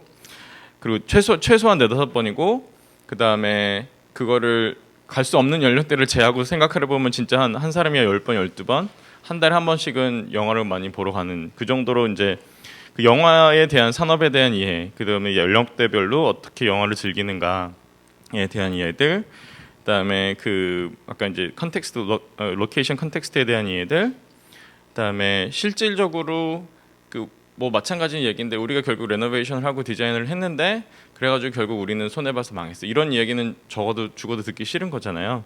그래서 그분들에 대한 수익 구조도 어느 정도 이해를 하고 그걸 어떻게 디자인적으로 녹여낼 것인가. 사실 이제 컨텐츠 팀이나 공간 팀하고 계속 얘기를 하면 할수록 멋지게 디자인해도 나중에 결국 돈 벌기 위해서 광고를 다 발라버리면 디자인 아무것도 없으니까 디자인 하지 말자라는 얘기까지 나올 정도로, 그러니까 그거를 처음부터 이해를 하고 어느 정도 기획을 해서 녹아 넣을 수 있으면 최종적으로 결과물이 좀 더 좋게 나올 수 있다라고 생각을 했고요. 그래서 근데 사실 이제 그 메가박스도 그렇고 코엑스 전체적으로 요즘에 레노베이션 한 이유는 그 롯데월드 2가 생기면서 이게 경쟁심에 의해서 이들도 뭔가를 하지 않으면 손님을 다 뺏긴다라는 위험도 있었고요. 근데 여러 가지 요소들이 이제 작용을 해가지고 저희한테 이제 그 부분을 이제 디자인할 수 있는 기회가 되었던 것 같습니다. 그래서 그 각각 지역의 그 로케이션별로 어떤 부분들에 바꿀 수 있을까 해서 생각을 했던 것 중에 뭐 수많은 이미지 리서치, 그냥 정말 랜덤한 이미지 리서치도 해보고, 왜냐하면 lateral thinking이라고 꼭 이렇게 사람들이 이렇게 수직적으로 이게 있으니까 이게 있고 그 다음 게 있고 이렇게만 생각을 하다 보면 점점 이렇게 생각이 내려해지기 때문에 정말 이렇게 쭉 펼쳐놓고 생각해보는 시간도 많이 필요한 것 같습니다. 그래서 메가박스에 대한 이야기, 코엑스에 대한 이야기, 그다음에 영화에 대한 생각들, 뭐 그러니까 이런 부분들은 저희가 이제 팀을 잡아가면서 저희 같이 콜라보했던 그 팀 중에 그 테마파크를 전문적으로 디자인하는 101 프로가 있어서 테마파크 같은 컨셉도 잡아보고 생각도 해보고 이제 그런 식으로 가면서 점차 이제 방향을 클라이언트가 맞춰 그 원하는 궁극적으로 그들이 갖고 있는 브랜드와 그들이 지향하는 그런 목적을 함께 이룰 수 있는 공간으로 만들어가는 과정이었고요. 그래서 최종적으로는 그 저희가 제안을 했던 스토리는 결국은 꿈이라는 게 삶이 없으면 존재하지 않고 꿈과 삶은 사실 동전의 양면처럼 그 안과 밖이 공존해야 되는 것이다라는 결론으로 가서 그 사람들이 여기서 삶을 즐겁게 누릴 수 있고, 그러니까 영화관 안에서만 사실 재밌고 나오면은 그냥 건물 이런 거 말고 그 공간 자체도 뭔가 이렇게 함께 즐길 수 있는 공간으로 만들자라고 이제 디벨롭을 하기 시작을 했습니다. 그리고 그 기존에 있었던 멍한 공간들을 어떻게 채우고 어떤 컨텐츠를 넣을 것인가 함께 고민을 해서 거대한 그 계단, 그 다음에 처음에 그 아이디어는 그 이제 극장 측에서 먼저 거대한 팝콘이 쏟아졌으면 좋겠어라는 이제 생각을 해가지고 그거 어떻게 구현할 수 있을까, 그런 꿈과 같은 공간이 있었으면 좋겠어라고 이제 여기 보시는 이 그림이 있는데, 저거를 하게 되면 정말 이렇게 팝콘은 사실 안 크거든요. 저만한 공간 자체가 정말 깨알 같아서 그건 할 수 없을 것 같고 뭔가 다른 방법을 찾게 되는 그런 과정이 있었고, 티켓 박스라든지 전체적인 이제 말씀드렸던 것처럼 기능을 생각하면 그 다음부터 스타일링도 생각을 하고 그거에 대한 구조도 함께 생각을 하는 과정들이 있었고, 이런 아까 보여드렸던 어반 키친이 이제는 아주 작은 프로그램이 돼서 거의 있는지 없는지조차 모르는 프로그램이 돼버렸지만, 그리고 이제 그거를 딜리버하는 과정에서 처음에 있는 지금 기존에 있는 공간이 이렇다면 약간 저희 이제 농담으로 막 이건 에일리언이다, 여기 알 까고 있다, 막 이런 식으로 이제 농담을 했는데, 이제 그 공간을 그 덜어내자라는 방향으로 갔습니다. 더 레노베이션이라는 게 꼭 치장을 하고 덧붙이는 게 아니라 다 걷어내자. 근데 실질적으로 여러 가지로 이제 기능적으로도 그렇고 이제 구조적으로 좋았던 게, 여기가 그 밑에 무슨 이렇게 지열 같은 게 많이 나와가지고 공간이 상당히 덥고 사람이 많기 때문에 늘 더운데 공간을 훨씬 더 크게 만들고 이제 천장 다 띄워버려 그러니까 시원하게 만드니까 훨씬 더 이제 에어 서큘레이션도 좋았고, 아까 보여드렸던 큰 거대한 메가박스 과거에 있었던 그 LED 판이 없어지면서 공간이 기역자로 크게 뚫려가지고 전체적으로 이제 시원한 공간이 되었습니다. 그래서 마스터 플랜의 끝은 결국 이제 물론 이제 도면을 그리는 과정까지 제가 설명을 드리진 않아도 될 것 같고요. 그렇게 해가지고 이제 진행이 되었고 마무리가 되었고, 다만 이제 그 오마주라고 하죠. 그러니까 우리의 15년 동안의 기억을 어디에 남겨둘까라고 생각했을 때 사람들이 그 당시 이제 많은 기억하는 게 딱 들어가면 거대한 알치가 있어라는 이 부분들을 많이 기억을 하고 있어서 요 메가박스라는 사인을 새로운 옛날에 어떤 그 오마주를 그냥 남겨놓는다라는 느낌으로 사인물로 남겨놓고, 내부는 결국 다 덜어냈습니다. 다 덜어내고 걷어내고 잘라내고 그래가지고 정리를 했고요. 그다음에 재미있는 공간을 위해서 결국 이 미끄럼틀 때문에 얼마나 많이 이 코엑스와 싸우고 여러 가지 이슈들이 있었는지 물론 저희는 시공을 하지 않고 이 미끄럼틀이라는 기획 자체는 메가박스에서 이제 미끄럼틀이 있었으면 좋겠다라는 이야기를 하셨고, 그래서 여러 가지를 했는데 결과적으로는 제 생각보다 훨씬 더 많은 분들이 미끄럼틀을 좋아하시더라고요. 저는 솔직히 좀 시리했었으면 좋겠는데 좀 진지해야지 막 이렇게 생각했는데 정말 남녀노소를 불구하고 할머니까지도 미끄럼틀을 좋아하시더라고요. 그래서 깜짝 놀랐습니다. 미끄럼틀이 그렇구나. 그래서 역시 그래픽 디자인은 강준모 선생님 맡으셨고, 사인은 덧대지 않고 그곳에 그냥 있는 구조물에 그냥 페인트 칠을 하는 방향으로 갔고, 거대한 상자는 사일로로, 이게 사일로라는 게 옥수수를 담아놓은 통이니까 사일로로 표현이 되었고, 말씀드렸던 크면서 이제 시원한 공간들이 이제 결과적으로 나왔고요. 이제 이러한 과정들을 제가 이제 마지막으로 한번 이렇게 정리를 한다면, 그냥 중구난방 프로젝트의 여러 가지 다양한 스케일 이렇게 생각을 해서 이런 것들을 하는 게 아니고요. 어떻게 보면 이런 부분들을 통해서 뭔가 하나로 이렇게 연결되는 부분들이 있지 않을까라는 생각을 하였습니다. 그래서 아까 말씀드린 것처럼 뭐 우리가 자연을 극복해야 되는 존재, 자연은 우리의 뭐 적 이렇게 생각하는 분들이 있는지 모르겠지만 자연을 그냥 이용해 먹고 이런 게 아니고 자연과 함께 융화돼서 결국은 자연도 살고 우리도 살아야 되지 않느냐. 그래서 이게 하나로서 볼 수 있는 시각이 필요하다라는 부분이 있었고요. 아시죠? 그 코를 막고 먹을 걸 먹으면 아무런 느낌이 없어요. 맛을 못 느낀다고. 근데 우리는 이제 입 따로 코 따로 귀 따로 눈 따로라고 생각하지만 이런 오감들이 사실 다 조화가 됐을 때 가장 어떤 그 필링이라는 것이 가장 완벽하게 느낄 수 있고, 마찬가지로 제가 제 친구가 맨날 웃어요. 그러면 제가 그 친구를 쟤는 웃기만 하는 친구 이렇게 정의를 해버리면 안 될 것 같습니다. 그래서 사람의 감정이라는 것도 다 같이 볼 수 있는, 그렇다면 어떤 사람을 이해한다라는 것도 그런 부분들에 대해서 다 같이 이해를 해야 된다라는 부분이 있었고요.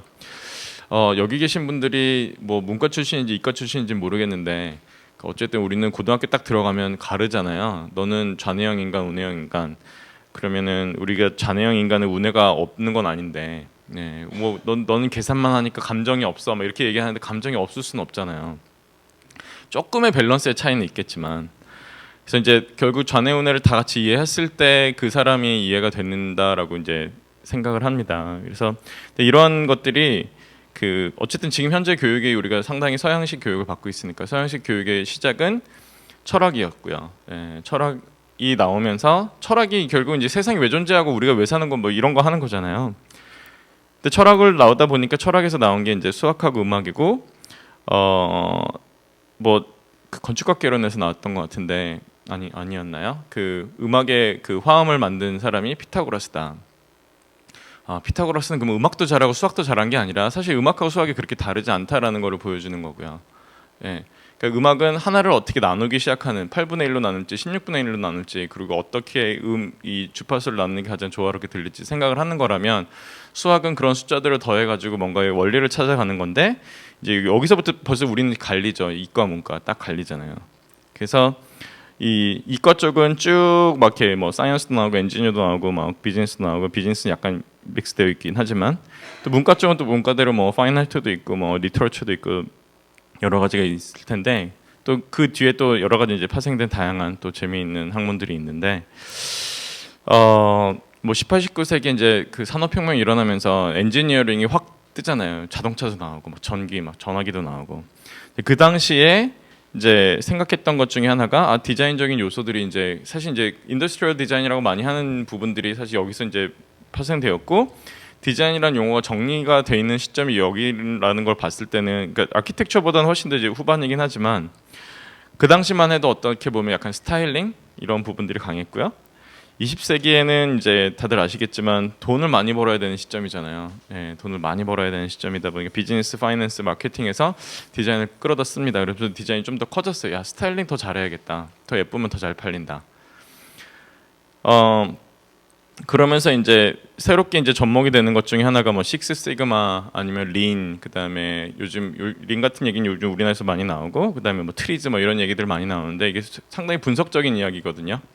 그리고 식스 시그마 같은 경우는 시그마가 오차기 때문에 오차를 줄여서 린처럼 결국은 작은 범위에서 이제 그 기업들을 개선시키는 이야기들이 많이 나오는데, 그렇게 해가지고는 제가 봤을 때는 융합은 안 되는 것 같아요. 아주 더 잘게 쪼개는 거죠. 더 잘게 쪼개고. 그래서 실제로 식스 시그마라는 것이 나오고 나서 여러 삼성을 비롯한 뭐 전 세계, 우리나라도 그렇고 여러 기업들이나 시도를 했는데 성공 확률이 10%도 안 된다고 합니다. 근데 그 이유 중에 하나가 먼저 그 조직에 있는 사람을 이해를 하지 않고 시작하기 때문에, 그냥 시스템을 갖고 오기 때문에라는 부분들도 많이 있어서 21세기에 그러면 우리가 그 뭐 아까 말씀드린 설계 디자인이라고 했는데, 그 저도 이제 협업을 많이 하다 보니까 그 아까 말씀드린 엔지니어나 아니면은 이 시공하시는 분들하고 얘기를 하면 뭐 건축가들 맨날 예술하는 얘기만 해. 너희가 뭐 현실을 알아? 막 이런 얘기도 많이 하세요. 근데 또 막상 그 아티스트하고 이제 일을 하다 보면은 쟤네들은 진짜 돈밖에 몰라. 이거 되고 안 되고 뭐 맨날 이게 되느니 안 되느니 뭐 미리 걱정하고 버젯 얘기하고. 그러니까 우리의 롤이 어떻게 보면 그냥 그 달처럼 태양과 지구 사이에 있어가지고 이쪽에서 보면 태양인 것 같고 저쪽에서 보면 지구인 것 같고. 그러니까 사실은 어떻게 보면 딱 중간에 끼어 있지 않을까라는 생각을 해서 이런 사고들이 많이 사실은 지금은 어떤 과학에서도 뭐 디자인적인 요소들을 많이 생각을 하고 있고 심지어는 파이낸스 뭐 디자인 경영 같은 이야기도 많이 나오고 있고요. 기본적으로 이렇게 출발을 했던 어떤 그런 부분에 있어서 그런데 그 기본적으로 부분들은 당연히 뭐 이제 디자인이라는 부분들을 인식을 하고 있지만 그래서 말씀드렸던 그 이런 다양한 부분들이 하나로 뭉쳐질 수 있는 어떤 역할들, 사회적인 역할, 뭐 물론 거기서 비즈니스적인 역할, 그다음에 자연과 융합되는 부분들, 사람과 융합되는 부분들 이런 것들을 함께 고민하면서 프로젝트를 진행한다면 얼마나 재미있을까. 그래서 그런 것들을 이제 연결하는 어떤 하나의 이론으로서 요즘 이제 디자인 띵킹 이야기들이 많이 나오고 있고요. 그래서 이제 이런 디자인 띵킹으로 궁극적으로 우리가 추구하는 분야가 저는 이런 여러분들이 하시는 아니면 관심이 있는 이런 분야를 통해서 궁극적으로 융합이 되는, 그래서 융합의 목적은 좀 더 좋은 사회겠죠. 예, 좀 더 좋은 세상을 만드는 데 있어서 Better World by Design이라는 생각도 합니다. 그래서 저희는 이런 그 작업들을 하고 있고 오늘 또 이런 자리를 통해서 또 함께 공유를 할 수 있어서 참 고맙고 감사드립니다. 예, 말씀 너무 잘 들었고요.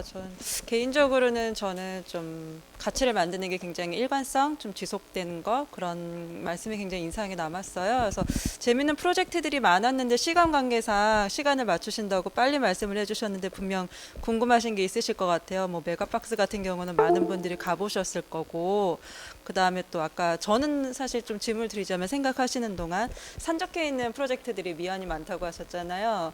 그래서 그 중에 지금 사실 개인적으로 이런 거 꼭 했으면 좋겠는데 하는 게 있으신가 싶어요. 그 뭐 몇 가지 있습니다. 그러니까 요즘 이제 숟가락은 했고요, 패키지도 했는데 가구 이제 할 차례여서 가구에서 이제 그런 부분들이 어떻게 적용될 수 있을까라는 부분들이 몇 가지 이제 있었던 가구하고 라이팅이 있었는데 그런 부분들은 아직 현실화는 안 돼 있습니다. 그래서 그런 부분들이 있고 그다음에 공간 같은 경우는 지금 용인에 큰 어떤 커뮤니티 시설의 프로그램을 짜고 있는데 뭐 지금 이제 시작된 게 아니까 어떻게 끝날지 모르겠지만 그 부분도 말씀드린 것처럼 다양한 그 사람들과 자연과 이런 모든 것들이 융합될 수 있는 결과물로 갔으면 하는 바람도 있습니다. 사람들이 좀 들으면 황당할 수 있는데 이게 보편적인 거랑 개인적인 욕심이랑 그런 게 왔다 갔다 할 때가 있잖아요. 실현이 어려워 보이지만 꼭 이거는 꼭 사실 실현하고 싶은다는 그런 게 있으실 거예요. 그 지금 이미지는 준비가 안 되어 있는데 아까 이게 브랜드 했을 때 이렇게 그거는 그 애플의 클라우드를 따온 거였고요.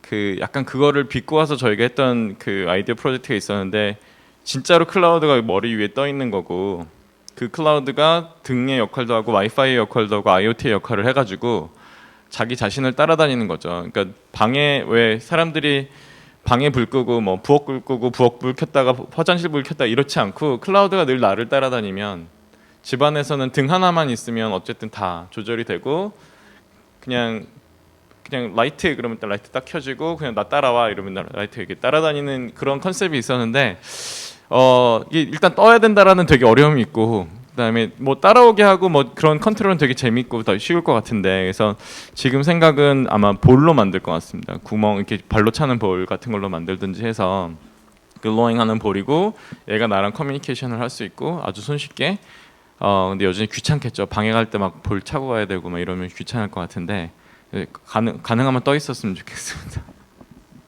너무 재밌게 들었고요. 그 부티크 M 그 영화관 말씀하실 때 하나 그냥 기억에 딱 남았던 한마디가, 근데 디자인의 의도대로 사람들이 쓰지는 않더라라는 말씀을 하셨는데, 그건 사실 좀 아쉬웠을 점이잖아요. 근데 그 이후에 하셨던 메가박스에서는 기획 단계에서 그 미화원 분들까지 정말 수많은 유저들을 같이 긴 시간을 하셨는데, 그렇게 디자인을 했을 때는 디자인의 의도와 실제 사용이 그 부티크에서 좀 달라진 점이 실제 있으셨는지가 좀 궁금했어요. 그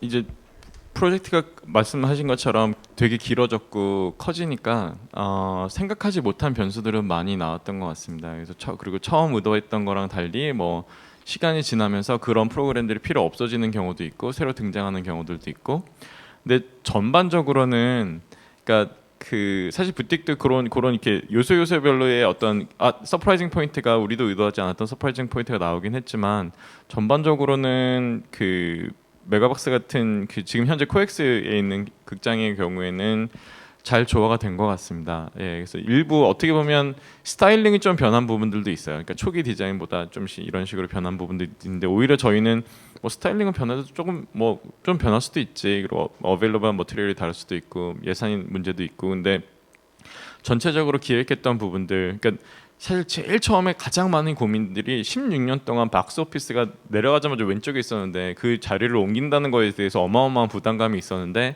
그거는 다행히 성공적으로 마무리가 됐고, 그런 부분들에 있어서는 사람들이 계단을 어떻게 이용하고 어떤 식으로 동선을 하고, 사실 16개관, 19개관을 손쉽게 이용한다는 게 쉽진 않았었는데 그 부분들은 조금 더 제대로 풀렸던 것 같고요. 말씀하신 것처럼 다양한 이해관계자분들하고 그 프로젝트를 진행을 했을 때 나오는 결과물들에 대한, 사실 이제 그거를 저희가 프로젝트 끝나고 나서 다시 한번 그분들하고 같이 워크숍을 할 수 있는 기회는 사실은 주어지지 않아서 만족도를 조사할 수는 없었는데, 기본적으로 재미있는 부분들은 보통 한 3개월 디자인하고 그냥 끝 이렇게 하지 않고 거의 한 2년 가까이 거기 붙어 있다 보니까 거기 있는 분들하고 다 친해졌다라는 이런 부분들 되게 재미있는 것 같습니다. 그래서 친해서 욕을 안 하시는 건지 모르겠는데, 어쨌든 그분들의 얼굴을 봤을 때는 결과물이 그렇게 나쁘진 않았나 보다라는, 뭐 물론 이렇게 사용하시는 분들은 잘 모르겠고요. 그러니까 실제로 일을 하시는 분들 입장에서는 좋게 나왔던 것 같습니다.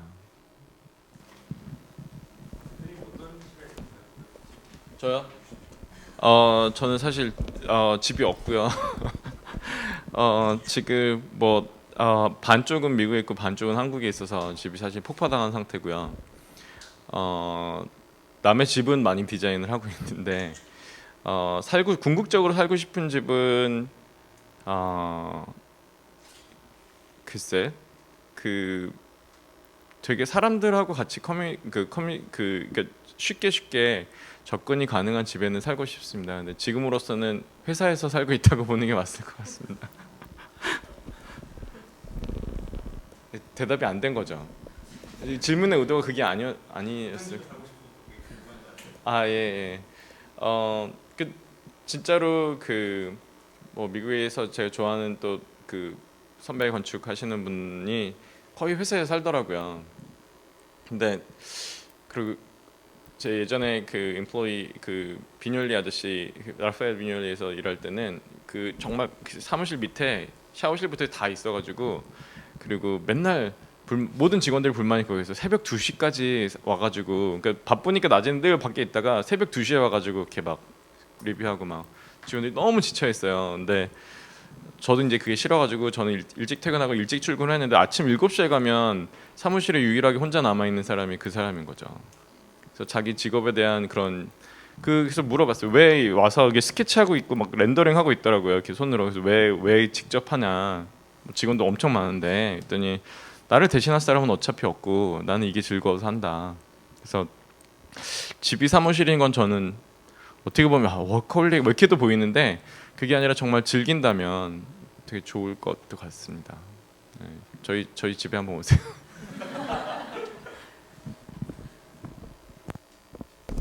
그 메가박스 그 프로젝트와 관련해서 그 질문 드리는 건데요.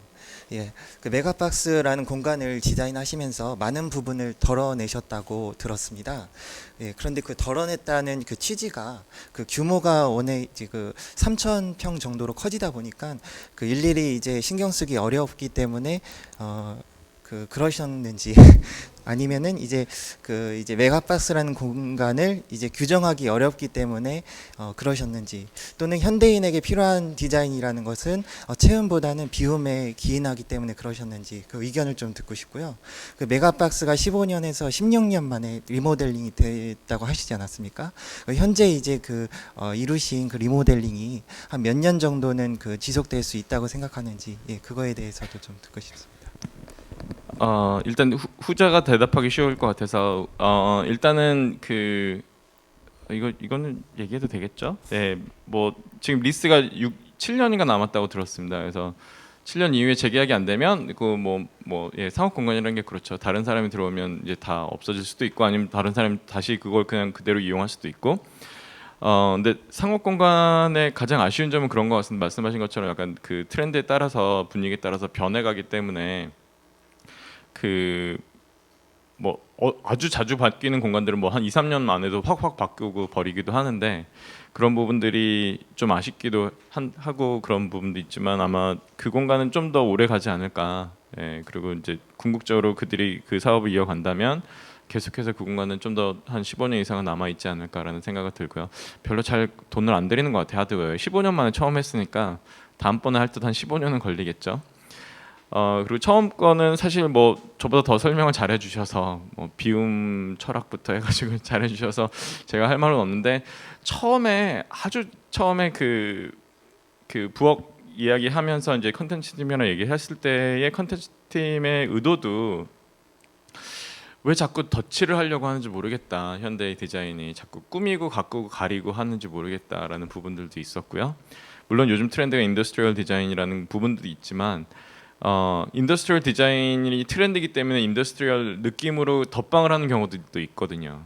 그러니까 아마 지금 있는 우리 이 공간도 카페로 만든다 그러면 여기다 회색 칠하고 막 이렇게 파이프 갖다 놓고 막 이래가지고 그 느낌으로 만들어요. 근데 사실 그 공간은 전혀 그럴 필요가 없었고, 그냥 있는 그대로의 모습을 보여준다라는 게 훨씬 더 효과적이지 않았을까라는 생각들을 했고, 그게 이제 모두에게 그 잘 어필을 했고, 그 커뮤니케이션 하는 부분에 있어서 건축주와도 잘 소통이 되었던 것 같고요.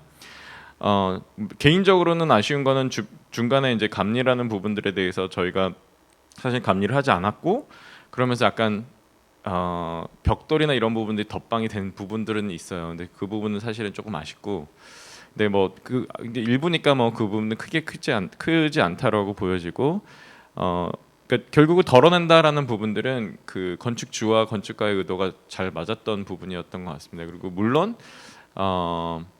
예산이란 부분도 적용을 했고요. 예, 그랬을 때 어떻게 보면 가장 효과적인 결과물을 만들어낸다라는 부분도 잘 맞았던 것 같습니다. 그래서 대답이 됐나요? 네. 예, 반갑습니다. 되게 잘 들었습니다. 공간에 대해서 평소에 관심이 많은 일반인인데요. 아까 그 내용 중에서 가장 저는 인상이 깊었던 게 그 어반 키친, 그러니까 제가 이해한 거로는 공유 주방 그 정도로 제가 이해를 했거든요. 그러니까 요즘 뭐 카쉐어링 뭐 그런 식으로 그게 이제 소장님이 보실 때 우리 서울을 이제 지목을 한다면 어느 지역에 아마 그런 거를 넣었을 때 가장 사업적인 어떤 효과가 있을지, 그 건축가의 여러 가지 모습 중에서 현실적인 모습에 비추어서 이제 좀 설명을 해주셨으면 좋겠고요. 그리고 두 번째는 앞으로 우리 미래의 어떤 주거의 모습이 일반적인 그 공간의 형태가 어떤 모습으로 가게 될 것 같은지, 혹은 뭐 지향하는 바가 있으신지 궁금합니다. 일단 어반 키친은 말씀드렸던 것처럼 한 두세 번 정도 이제 그것도 스스로 진화를 해가지고 몇 가지 회사들하고 함께 하면서 저희도 많이 배웠던 부분이 있었을 때, 기존에 아까 잠깐은 말씀드렸지만 인구가 밀집되어 있는데 그러니까 사실 커뮤니티 시설들이 많이 필요한 경우들이 있는데 우리나라 같은 경우는 아파트겠죠. 아파트에는 커뮤니티 시설 해놓고 이제 운동하는 거 하고 이런 거밖에 몇 개가 없는데 사실 이제 아까 말씀드렸던 용인에 있는 큰 부지에 하는 것도 그 교회 시설인데 교회에 있는 어떤 부엌이 그 일주일에 하루 꽉 차고 나머지는 늘 비어 있거든요. 이제 그런 부엌을 만들지 말고 이런 이렇게 어반 키친 같이 커뮤니티 부엌을 만들어 놓으면 주중에 솔직히 모든 요즘 주부들이 힘들어하는 것 중에 하나가 뭐 무상급식이 있어서 좀 그럴 수는 있겠지만 점심 저녁 때 식사 가족끼리 같이 하는 부분 이런 부분들이 해결하기 어렵기 때문에 거기서 이제 또 하나 도전을 하고 있고요. 근데 한국에서 실질적으로 이게 비즈니스 모델이 성립될 수 있는 동네가 있을까라고 생각을 하면은 저희 예전에 생각했던 동네는 당연히 그냥 요즘 사람들이 많이 가는 홍대나 무슨 아니면은 상수동이나 이런 부분들에 있어서는 될 것 같고 근데 그게 아니라 정말로 그냥 의미를 살리고 그냥 같이 쉐어링 한다라는 느낌으로 간다면 두 가지가 있을 것 같습니다. 주거 지역이 많이 몰린 데도 좋고요. 사실은 업무 지역이 많이 몰려 있는 데도 좋은 것 같습니다. 제가 그 미국에서 일을 할 때 제일 좋았던 회사 중에 하나가 그 큰 부엌이 있는 회사였던 것 같습니다. 그래서 점심도 그냥 그 생두부랑 야채를 싸와요. 그래서 점심 때 이렇게 살짝 같이 구워가지고 볶아가지고 같이 먹는 거죠. 그러니까 그거 자체가 의미하는 게 상당히 많을 것 같은데, 그러니까 물론 도시락 싸올 수도 있고 식당 가서 나눠 먹을 수도 있지만 그거 준비하는데 그렇게 오래 걸리는 것도 아니고 회사에서 제공해주는 베네핏은 가끔 이렇게 냉동식품을 쟁여놓으면 와가지고 그 냉동식품 같이 그 냉동식품을 렌즈에 하는 냉동식품이 아니라 같이 약간 이렇게 간단하게 조리를 해가지고 먹을 수 있는 냉동식품을 쟁여놓는 게 그 회사의 복지가 유일한 복지였어요. 근데 저는 그게 너무 좋았거든요. 그래서 음식을 나눌 때 할 수 있는 건 참 좋을 것 같고 그 미래까지는 모르겠지만 지금 현재를 봤을 때는 1인 주거도 많고 그리고 뭐 요즘 3포 세대, 5포 세대 이런 얘기 나오다 보니까 어떻게 보면 주거라는 것이 어떤 방향으로 가야 될지에 대한 고민들이 많은데 실질적으로 사실 저희랑 일을 하게 되는 주거는 조금은 여유 있는 주거들이 보통 건축가들을 찾죠. 그러니까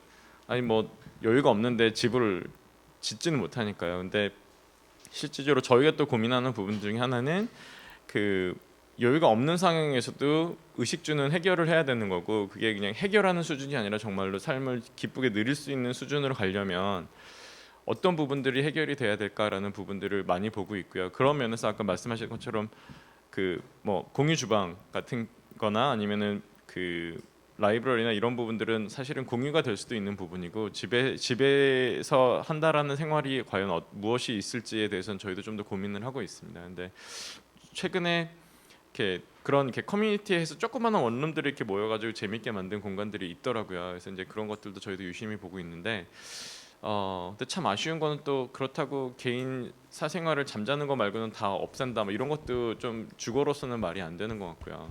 그래서 그 저도 아직은 이제 한국에서 이제 프로젝트를 하게 된 게 한 2년 3년 돼서 한국의 라이프 스타일을 많은 분들하고 좀 더 이해를 할 필요가 있을 것 같습니다. 그 대답에 질문을 드리기 위해서는. 근데 지금까지 제가 생각한 거는 진짜 30 아까 이제 저 어디 사냐고 이렇게 질문도 하셨는데 정말 30대 20, 30대 40대에 즐기면서 살 수 있는 공간이라는 게 정말 없는 것 같습니다. 이게 아파트가 싫은 건 아닌데 진짜 아파트 말고는 대안이 없다라는 것도 너무 아쉽고요.